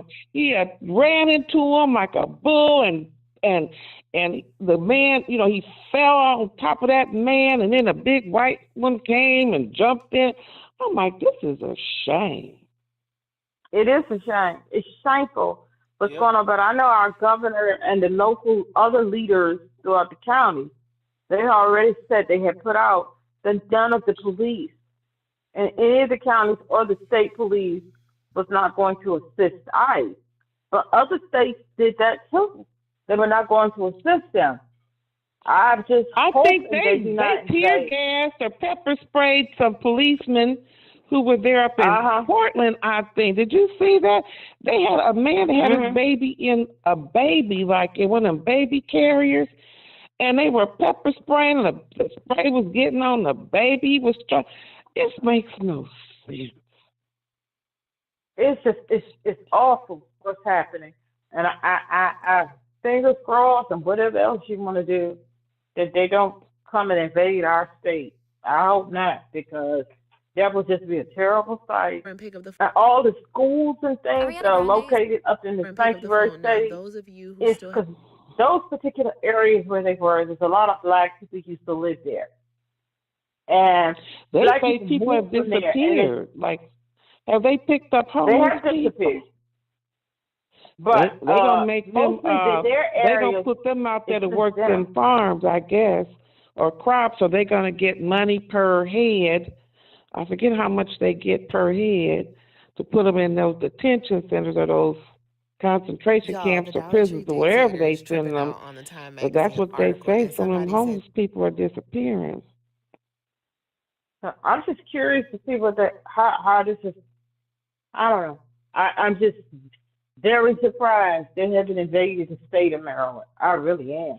They could make their quotas. I'm telling you, they could make their quotas around there in the sanctuary city in Maryland. You just stop off at the school and pull up the school buses. You just go all of they little businesses and they things all up through there. They have been safe. I don't. Mm, So then it's somebody just has like on good terms, and they haven't done it thus far. Maybe your senators, I'm done it. representatives, governor, mayors, whatever. Something. They playing ball with them, or they not whatever. They not doing it, but at least as of now, As of 'cause now. who knows? As of now, they're not. But it'll be Because we interesting. all I'm been not gonna talking. be. I'm not. This Low King thing on Saturday. Oh, allegedly they talking about shooting missiles into California down there on Pendleton. That's Tyrone was talking about that. Now I don't understand. You gonna shoot missiles into a base, a military base? Does that make any sense? They're talking about shooting. I don't know where they're talking about shooting them at. That's crazy. They Whatever talking some missiles into Pendleton. Is that an Air Force base or I don't know what kind of base it is down there near San Diego. I guess they're trying to scare the protesters. I shoot missiles into a base. They're not gonna be on the base. I don't know what they plan on doing. No. Those missiles But I are think the expensive, people, aren't they? you would think they are expensive. But I'm curious to see how this King's Day. I hope it goes off without not too much of a hit, and the people come out in full force because that's what you want to happen. I'll I be don't know. watching on my television. I'm gonna be watching too. I thought about driving up to Annapolis because I know they're gonna be down there to say, but we don't have we didn't they didn't have a large turnout on the No Kings in the state of Maryland. It was a good turnout, but see, Maryland is a blue state, so I mean, we just didn't have a large. People came out, but there's some need to picket the state house and things like that in the state of Maryland because they're not doing these. You see what I'm saying? They're not going along Mhm. with this. So it's a small blue. We're a small blue state. So I mean, you could come out. I think more of the people headed to D.C. and Virginia, other than in Maryland, because what you going to the Maryland No, courthouse and state Virginia, house is isn't some that things a for. red state? Well, they you call them magenta in a sense because of Northern Virginia. You have the southern, the real southern hard part, but Northern Virginia. So I guess you could call the state magenta. But Mm. we shall see. We will be talking next week because I'm getting ready to go. Tyrone, we Okay, will be me talking too. next week, and I guess we will discuss the No Kings Right.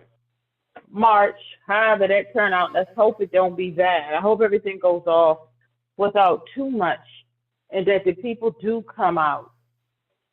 Okay. Well, listen, YouTube, I'm getting ready to shut y'all down. I appreciate everybody calling in. I'm gonna open up these lines here, and I'm about to get out of here too. So y'all have a good night.